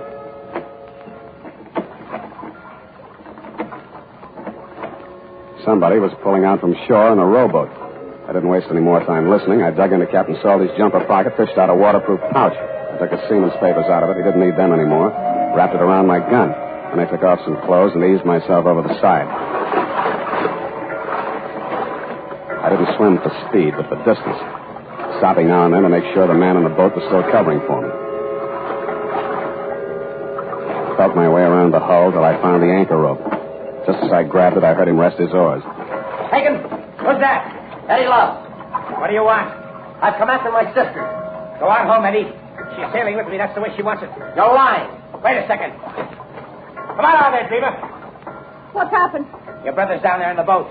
Talk to him. Well, what am I going to... Talk to him. All right. Eddie! What's he done to you, sis? I'm all right, Eddie. Everything's all right. Gus and I have decided... Go on home, Eddie. He's lying to you. He knows you framed him. If you sail out with him, you won't come back. No, Eddie. I'm coming aboard. Eddie, no. Gus, please. No, Eddie.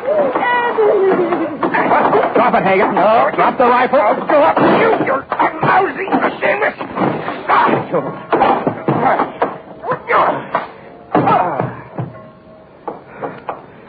Sam, did he hurt you? No, I've been kicked in the stomach before. It takes a woman to kick you in the teeth. I'm sorry. I don't care what you did. What burns me up, you didn't do it right. I hate a bungler, especially a female bungler. I'm a bungler. You're the one. It would have worked if you hadn't gone poking in the incinerator. I should have called the police. They'd have known what to do with evidence like that. They've been wanting to get something on Gorse ever since repeal. Listen, Angel, any flatfoot could have seen through that setup. Eve Adams was sitting in front of a mirror when she was maced. She saw the murderer enter the room. She got it in the back of the head. That means she trusted whoever walked up behind her. That also means the evidence of a struggle was fake. But the nail polish on Gorse's shirt. You put that nail polish on her fingers after she was dead, laid that trail to the incinerator with a pair of Gorse's shoes where any flatfoot was supposed to think he'd try to destroy the incriminating shirt. But the dumbest thing you did was lying to me about that matching lipstick you dropped in my office. That made you look guiltier than anybody, because anybody could have planted that fake evidence. I didn't kill her. I'm not a murderer. Your brother might have got off easy. crime of passion. Oh, please don't say that. I can't bear the thought that after everything I did, it's all come to nothing. Here. Have a lifesaver. You may need it.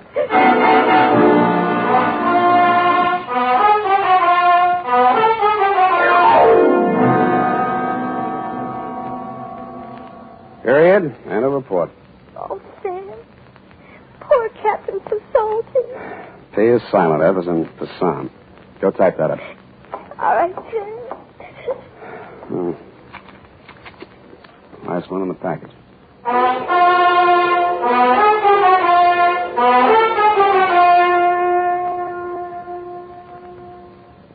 And now, listen to this.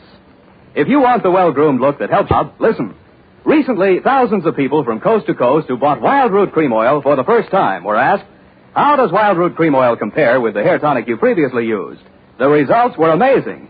Better than 4 out of 5 who replied said they preferred Wild Root Cream Oil. Remember, non-alcoholic Wild Root Cream Oil contains lanolin. It grooms the hair naturally, relieves dryness, and removes loose, ugly dandruff.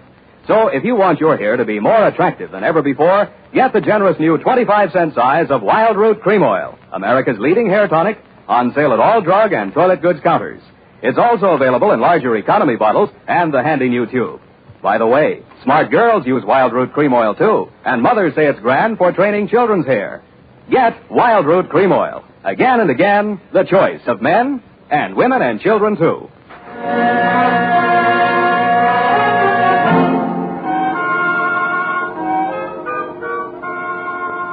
Here it is, Sam. As far as I got. What stopped you? The last page of my notebook going to our shortage of supplies, Sam. But in a way, I'm glad. Because I didn't have to go through it again. I mean, poor Captain Pasolti. F, please. Please, now, honest, I'll buy you a new notebook, a nice fat one. Would you like that? Oh, yes, Sam. There's always something so final about final pages of things. When I think of all the risks you take... To say nothing of my clients. I think I'll put a new sign on the door. Abandon hope, all ye who enter here. Oh, but I haven't, Sam. Where there's a will, there's a wisp. There's a what? A wisp, Sam. Small amount. Which reminds me, there's a couple of fingers left. Join me? Just a wisp? Oh, no, Sam. One of us has got to have a clear head. Well, it'll be me. All the best. Good night, Sam. Good night, sweetheart.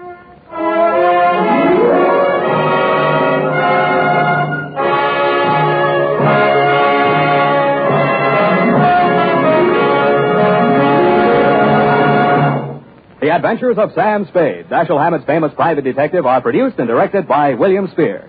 Sam Spade is played by Howard Duff. Lorene Tuttle is Effie. Howard Duff can now be seen starring with Yvonne DiCarlo in Universal International's Technicolor production of Calamity Jane and Sam Bass.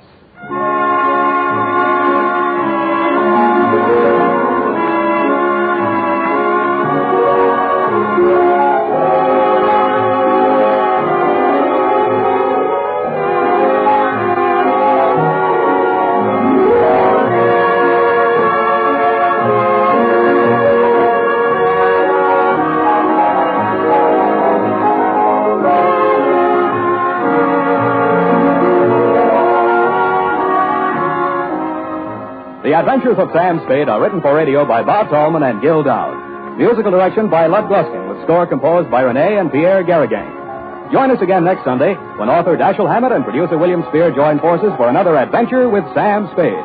Brought to you by Wild Root Cream Oil. Again and again, the choice of men and women and children, too. This is CBS, the Columbia Broadcasting System.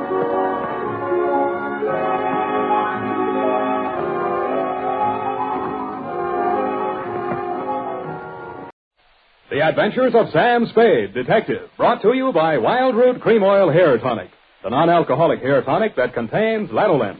Wild Root Cream Oil. Again and again, the choice of men and women and children, too.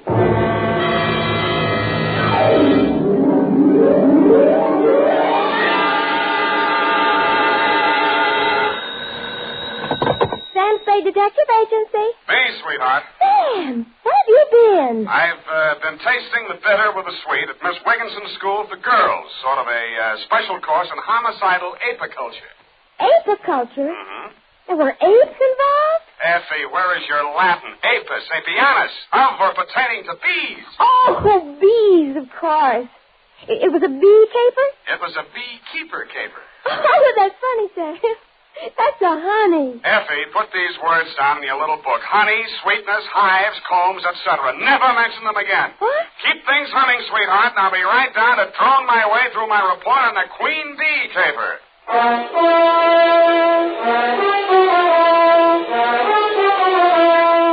Dashiell Hammett, America's leading detective fiction writer and creator of Sam Spade, the hard-boiled private eye, and William Spear, radio's outstanding producer-director of mystery and crime drama, join their talents to make your hair stand on end with the adventures of Sam Spade. Presented by the makers of Wild Root Cream Oil for the hair. You know, during the summer, when you spend so much of your time out of doors, it's important to pay special attention to the care of your hair. To keep it right in place, to help keep it from getting dry, use America's favorite hair tonic, Wild Root Cream Oil. Wild Root Cream Oil grooms your hair neatly and naturally, relieves dryness, and removes loose, ugly dandruff. Use it every day.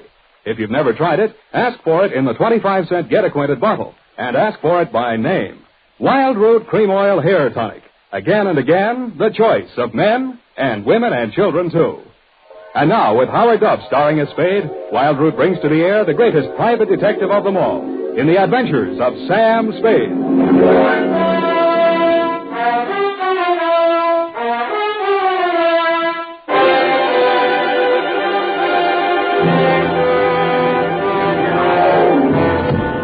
To be or not to be? Hum. Oh, hello, Sam. Hiya, Sam. How's tricks? Oh, Effie, really, this jargon, this patois. Don't you think it's about time we spoke like educated people? You know best, Sam. Every time I visit one of our institutions of learning, I find out something I didn't know. Oh, Sam, that's incredulous. Well, you just know everything. Yeah, I guess I do when you come right down to it. The bee, for instance. Bees are a genus of insects of the Hymenopterus order. What? Hymenopterus. Living in society is composed of one queen, or perfect female, a few males, or drones, and an indefinite number of undeveloped females, or neuters, which are the workers. That's me, I suppose. A neuter. Well, that's for you to say. Of course. And you know what else about the bee? What, Sam? Confidentially, it stings. Date, July 10th, 1949, to Miss Elizabeth Cowley, Miss Wigginson School for Girls, Seacliff Drive, San Francisco. I wonder about girls sometimes. And that's bad, Effie. Bad. Oh. From Samuel Spade, license number 137596. Subject, the Queen Bee Caper. Dear Miss Cowley. I was singing a medley of sorority drinking songs as I opened the wrought iron gate, walked up the garden path, past those cast iron deer, and presented myself at the big brass bell pull beside that massive paneled door that stands guard between the outside world and your sheltered inmates. A little housemaid wearing dimity let me in and led me to your office. I sat on your chintz-covered sofa and looked at your drapes with their thriving beehive motif and waited for you with my back half turned to the open door. Yeah, hello, how are you?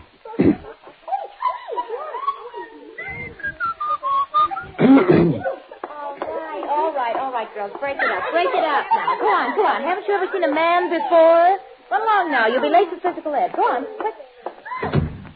Miss Cowley? No, I'm not Miss Cowley. Oh, no, of course not. No, I was just hoping. You're Mrs. Spade, aren't you? Laurie Thomas. I'm Miss Cowley's assistant. A nice day, yes. Mm-hmm. Don't bother to move. I'll lean over you. Mm-hmm. Put this report on her desk. Sure. Miss Cowley will be here in just a minute. Oh, thanks. So warm in here. Next time, wear a mailman's uniform and a 50-year-old stoop. You'll find the temperature's exactly right. Yeah. I mean, yes, ma'am. See that you do, then. Oh, sorry. There seems to have been a misplacement of some of the hockey. Would you check on it, please? Oh, surely. Nice to meet you, Mrs. Spade. I'm Elizabeth Cowley. You may sit down. Yes, ma'am. Mr. Spade, I'll be painfully frank with you. A thief is at large in my school. Oh? Well, You probably have a good answer, but I'll ask it anyway. Why not call in the police? I have a good answer, Mr. Spade. My girls come from San Francisco's finest and wealthiest families. Mm-hmm. Miss Wigginson's has had an untarnished reputation for more than 3 generations. I'm sure. As headmistress, I must handle this matter with the utmost discretion. Mm-hmm. Frankly, I already know the thief. Are there any questions? Well, only one timid one. Who is it? I regret to say a faculty member is to blame. Glory Thomas. She was in here a minute or two ago. Oh, really? Well, why, Miss Thomas, you find any of the loot stashed away in her room? Well, no. No, not exactly. I haven't recovered any of the stolen articles, but I'm sure Glory's responsible.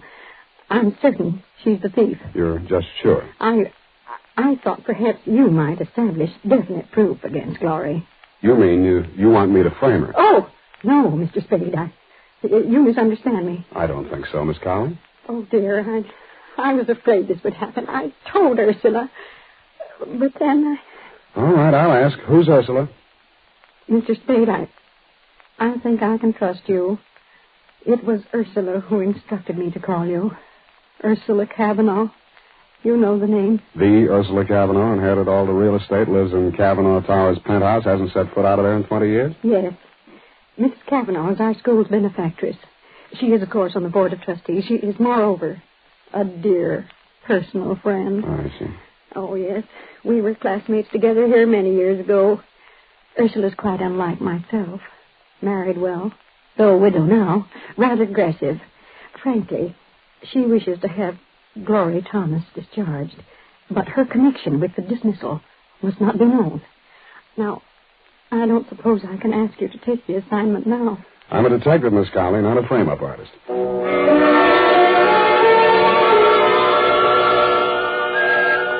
I had to have my name called up from the lobby, and then 2 elevator trips later, I faced her on her penthouse terrace. Ursula Kavanaugh looked like a 1910 stock company lead out of Charlie's Aunt, smoking a black Italian stogie and gripping a cane like a shillelagh. 2 men were on the receiving end of her black snake whip of a tongue. A youngish guy, stockbroker type, and an individual in a morning coat who looked practically nude without a butterfly net. Oh, you're a fool and a nincompoop, Jelinek. I lost all patience with you ages ago. Not only are you incompetent, but you're also dishonest. Don't mind telling you that when the board of directors meets on Thursday, I intend to instruct them to have... Miss Kavanaugh, I've tried not to discommode you in any way. I endeavor in every detail to fulfill my responsibilities as manager of this hotel. Don't interrupt me. Auntie, I think you've got Jelinek and me all wrong. Now, the truth is... The truth is, Gerald, you're both a pair of thieving scoundrels. Now get out, Jelinek, before your weasel face ruins my digestion. Very well, madam. I remain at your service. No backbone, no spunk. And as for you, my dear nephew... I think I'll toddle along, Auntie. I ought to get back to the office. Control your little impulses, Gerald. I admire a little larceny in any man, but not at my expense. I was beginning to think I'd become invisible in that rarefied penthouse atmosphere. She hadn't even blinked at me while Jelinek slunk back to the lobby and Gerald toddled along to his office. The terrace was a riot of bloom. I don't know much about flowers, but she must have had them all there. Off to one side, a little man in a blue smock puttered around a wooden structure on a stand. I'd become aware of bees humming amidst the flowers when she finally spoke to me. You're Tom Spade, aren't you? Sam, ma'am, the fun-loving Spade. Picked your photograph out of the other detectives. Looked like you got spunk. Why'd you come here? Curiosity. I met Glory Thomas out at Miss Wigginson's. I liked her. I wanted to see the type that would strong-arm her out of a job from a safe distance. Spunky. Come over here, Mr. Spade. I want to show you something. Piggott. Yes, ma'am. That'll do for now. Work at the other end of the garden for the time being. Yes, ma'am. Oh, Piggott, my gardener and beekeeper. Most taciturn individual. You know what this is? Well, I didn't, but now I can see it's a beehive. Yes, my own beehive. Fresh honey from a tea and fruit cake every afternoon. Fine old tradition. Observe this hive, young man. Honeybees are the most intelligent of all insects, surpassing even the ants. And why? Because one female controls a community of many, many thousands. I'm against it. Yes, Mr. Spade. The queen bee reigns supreme. The males are drones, quite useless.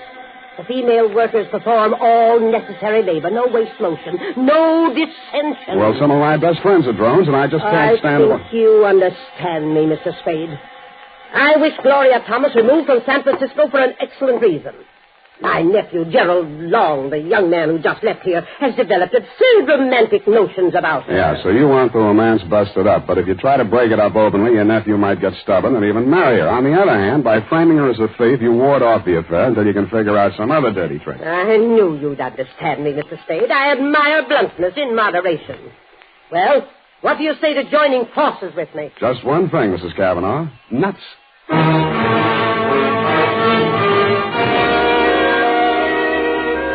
Next morning, I put through a call to Miss Wigginson's School for Girls.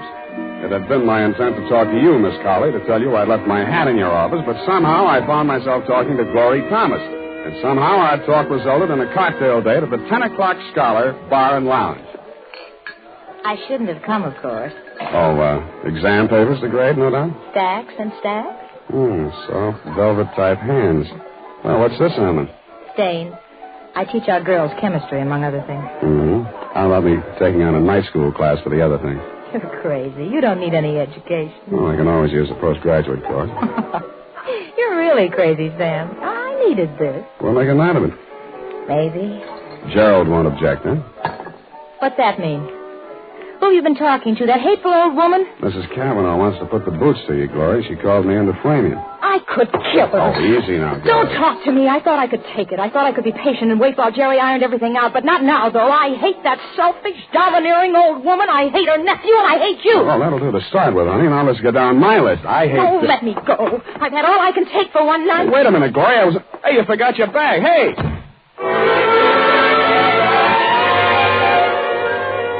She disappeared around the corner as I came out into the street. It was starting to rain. As I stepped off the curb, I slipped and turned my ankle. As I limped onto Montgomery Street, I saw her disappearing into one of the tall buildings on my side of the street. It could have been the Cavanaugh Towers. I step and a half into the lobby thereof a few minutes later. As I came in, Jelinek, the manager, was getting off the elevator. He swatted himself several times in the neck and then went into a door marked private. No trace of Glory in the lobby. I looked in the bar. She wasn't there, but Albert Piggott, the beekeeper, was having a stinger. Oop. Now I'm beginning to feel good. Hey, who's this? I know that. Why, it's Mr. Spade. Sit down, Mr. I don't have Spade. time just now, Mr. Piggott. Tell me... Sit down. Oh, easy. I'm fired. Have you heard? I'm fired. Just a worker out of work. Turned out by the queen bee. Well, I'm sorry, Mr. Piggott. I imagine Mrs. Cavanaugh wasn't too easy to work for. I told her to keep away from the bees when I wasn't there. Well, she's gone and disobeyed me. One of the workers must have stung her. She's got a temper, you know. Ooh, my. Must have smashed the eye with her stick, bees whoever, all over. And then she fired me. When was this, and why did she fire you? Just now, maybe half an hour ago. I knocked, and then there wasn't any answer, and then I let myself in. It was all dark. I couldn't even see her. Heard the bees, of course, but couldn't... Who was I? And I said, Mrs. Cavanaugh, you disobeyed me. And in this voice, this awful voice, she said, Mr. Piggott, you're fired. Get out. This awful voice from the dark. And Mr. Piggott, mind you. Never before, just Piggott this and Piggott that. And hey, where are you going? Hey! I didn't bother to stop at the desk to get myself announced. I took the passenger elevator, then operated the penthouse elevator myself. No hands. Nobody answered my ring. The door was unlocked. I went inside. Crossed through the empty apartment to the terrace. The rain had just stopped, and the sunset cut a sudden shaft.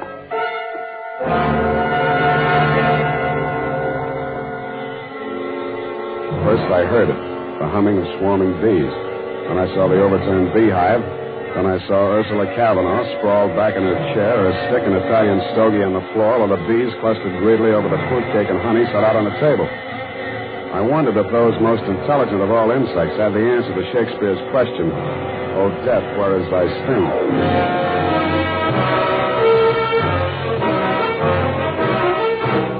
The makers of Wild Root Cream Oil are presenting the weekly Sunday adventure of Dashiell Hammett's famous private detective, Sam Spade.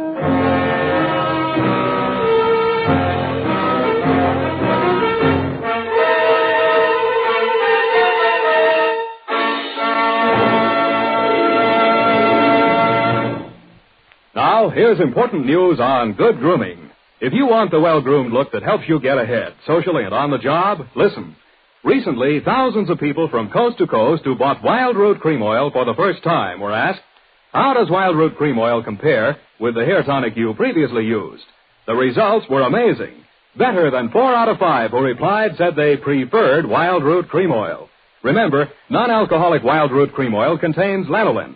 It grooms the hair naturally, relieves dryness, and removes loose, ugly dandruff. So if you want your hair to be more attractive than ever before, get the generous new 25-cent size of Wild Root Cream Oil, America's leading hair tonic, on sale at all drug and toilet goods counters. It's also available in larger economy bottles and the handy new tube. By the way, smart girls use Wild Root Cream Oil, too, and mothers say it's grand for training children's hair. Get Wild Root Cream Oil. Again and again, the choice of men and women and children, too.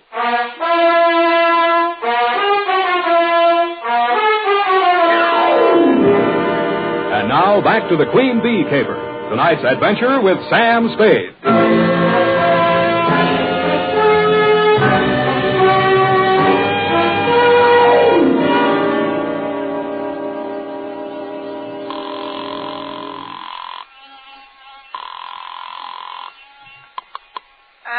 Miss Wigginson.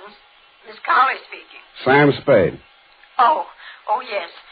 You shouldn't have gone to see Mrs. Kavanaugh. I didn't make any promises, ma'am. Ursula was quite upset by your visit. Called me after you left her. Quite angry about it, Mr. Spade. Oh? She wanted to see me today. Our weekly half-day holiday, you know. But I simply couldn't face her. I'm sorry if I sound... I finally managed to doze off after everyone left for the afternoon. Have you called before? No, this is the first time. I'm at Mrs. Kavanaugh's place right now. Indeed. Does Ursula wish to talk to me? She can't. I beg your pardon? It might be a good idea if you'd come over here, Miss Cowley. Mrs. Kavanaugh's dead.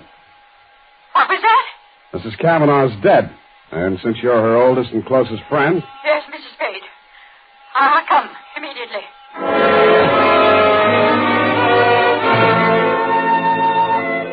Well, you came on over, Miss Cowley, but meanwhile nephew Gerald Long arrived, also Piggott, whom I called down at the bar, and who sobered up with remarkable rapidity on hearing the news.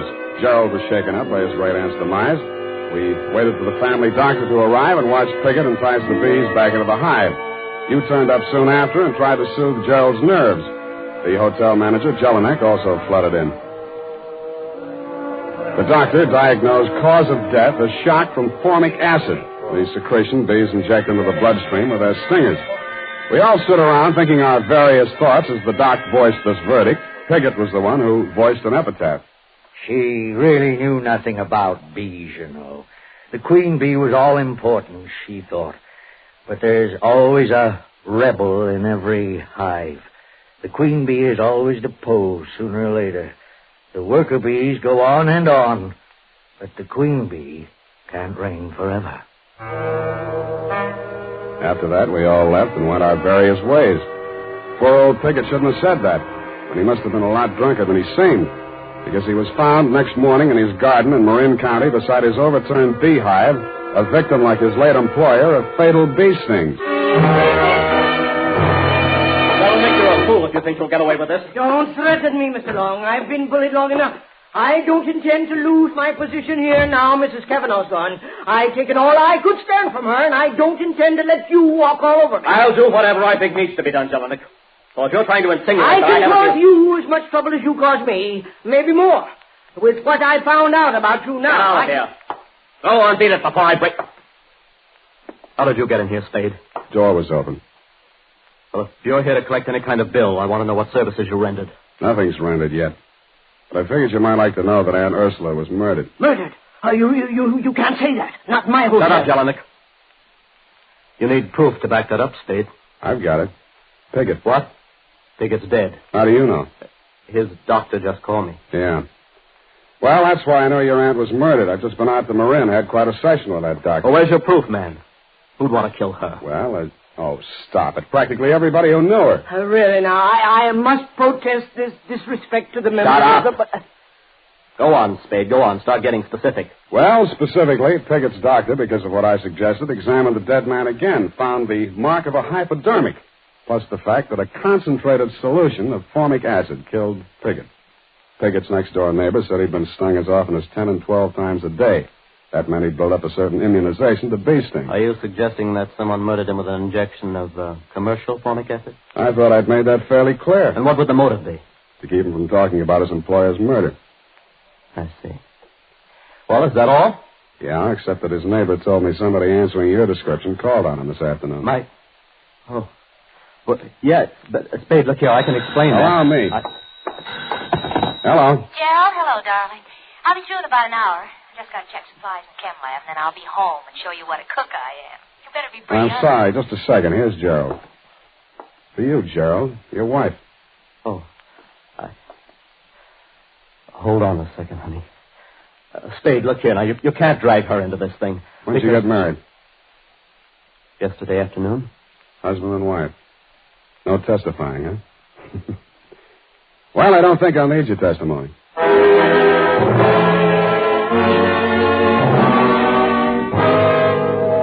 Jelinek's face fell 4 inches into his ascot tie as he heard himself lose exclusive hush money rights to the above information. Pausing only to enjoy a hearty laugh at his discomfiture, I went on to my next and final port of call, Miss Wigginson's School for Girls. This time there was no girlish tittering as I entered, Miss Colley. No dewy young Amazons clutching hockey sticks in their grubby little hands. For a very good reason, as you told me. My girls are dismissed for the day, Mr. Spade. Because of poor Ursula, of course. Really disrupts our routine. First our weekly half-day holiday yesterday, and now today. Yeah, I'd like to talk to Miss Thomas in the chemistry lab she is, I think. Very well. I'll take you to her. She knows nothing of our first meeting. I've talked to her. Oh, well, in here. Yes? Oh. What do you want? Thought we might talk. There's nothing to talk about. Well, we could talk about this hypodermic needle. Put that down. I'm using it for an experiment. Or, how about a formula, HCOOH or CH2O2? What? That's formic acid. Mm-hmm. Miss Colley, you said yesterday was a half-day holiday. Did Miss Thomas stay here in school? Why, no. She rarely does on Wednesday afternoon. That's why Mrs. Cavanaugh had a visitor, didn't she, Glory? Did she? After you ran away from me? All right. I did go up to see her. I was so mad about what you told me. I intended to hand in my resignation and give her a piece of my mind, and but she was dead when I got there. Oh, Glory, no. And I just got panic-stricken and ran. Yeah, murder's a pretty scary thing. Murder? What do you mean, Mr. Spade? Mrs. Cavanaugh died from a hypodose of formic acid. Somebody familiar with chemistry would use that method. Then that could mean... Mm-hmm. The acid could be made up in this lab. The hypodermic could be this one here. I didn't kill her. I didn't. You say you were scared. You were so scared you ran all the way to City Hall and married her nephew. So you found out? Jelinek found out first. He intended to squeal the old lady, but she was dead when he got back. He knew her will disinherited Gerald if he married without her auntie's approval while she was still alive. We married after she was dead. But that didn't matter. After I saw you, I told Jerry if he was any sort of man, he'd marry me, will or no will. He did. And yet this morning he drove over to Marin County to see old Piggott. You think he was trying to shield me. I tell you, she was dead when I got into that room. I don't know anything about Piggott. One moment. I believe I recall that Mr. Piggott said Ursula spoke to him when she discharged him. Glory, you must be mistaken about the time you entered that room. She couldn't have already been dead because... Yes, she could have and was. The killer was almost caught by Piggott. She hid behind the curtain in the dark and spoke to him. Miss Cavanaugh was already dead, but... I see. Mr. Piggott thought it was Ursula's voice, but it was yours, Glory. No, it was yours, Miss Colley. What? You committed both murders. You had access to the murder weapon. You had the half-day holiday to do it in. Mr. Spade... Even at that moment, the finishing school schoolmarm had to say Mr. Piggott. Well, I'm not sorry for it. Ursula misused her power shamefully. And now the queen bees deposed again. You're brighter than most men, Mr. Spade. You, too, understood the significance of Mr. Piggott's remarks last night. Yeah, I could have been a little brighter, a little sooner. You helped give yourself away when you asked me if I'd called you earlier yesterday afternoon. Why, Sam? How could she? Well, Cavanaugh bullied her since childhood. Then you came on the staff and your ability scared her. The queen bee being deposed and whatnot. When Cavanaugh wanted you framed, she saw a chance to get rid of both of you. She hoped her murder would look like an accident, but if it was recognized as murder, you'd be the logical suspect. Oh, you're much too clever, Mr. Spade. Let's get it over with. Yeah, let's. It's up to those drones and homicide from here on in.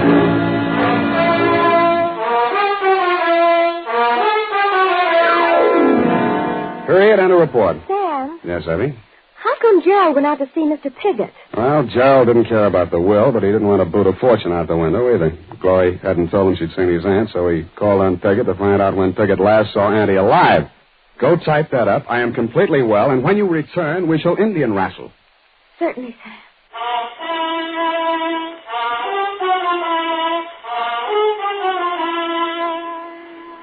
And now, listen to this. Shopping note. Tonight or tomorrow, get a family-sized bottle or handy tube of Wild Root Cream Oil, America's favorite hair tonic. Good night, sweetheart.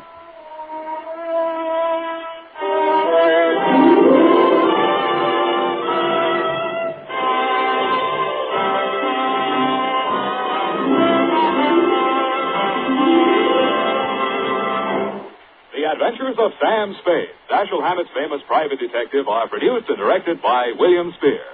Sam Spade is played by Howard Duff. Lorene Tuttle is Effie. The Adventures of Sam Spade are written for radio by Bob Tallman and Gil Dowd. Musical direction by Lud Gluskin, with score composed by Renee and Pierre Garrigang. Join us again next Sunday when author Dashiell Hammett and producer William Spear join forces for another adventure with Sam Spade. Brought to you transcribed by Wild Root Cream Oil. Again and again, the choice of men and women and children, too.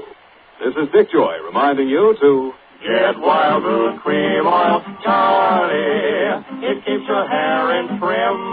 You see, it's non-alcoholic, Charlie. It's made with soothing lanolin. You better get Wild Root Cream Oil, Charlie. Start using it today. You'll find that you will have a tough time, Charlie. Keeping all the gals away. Hiya, Baldy. Get Wild Root right away.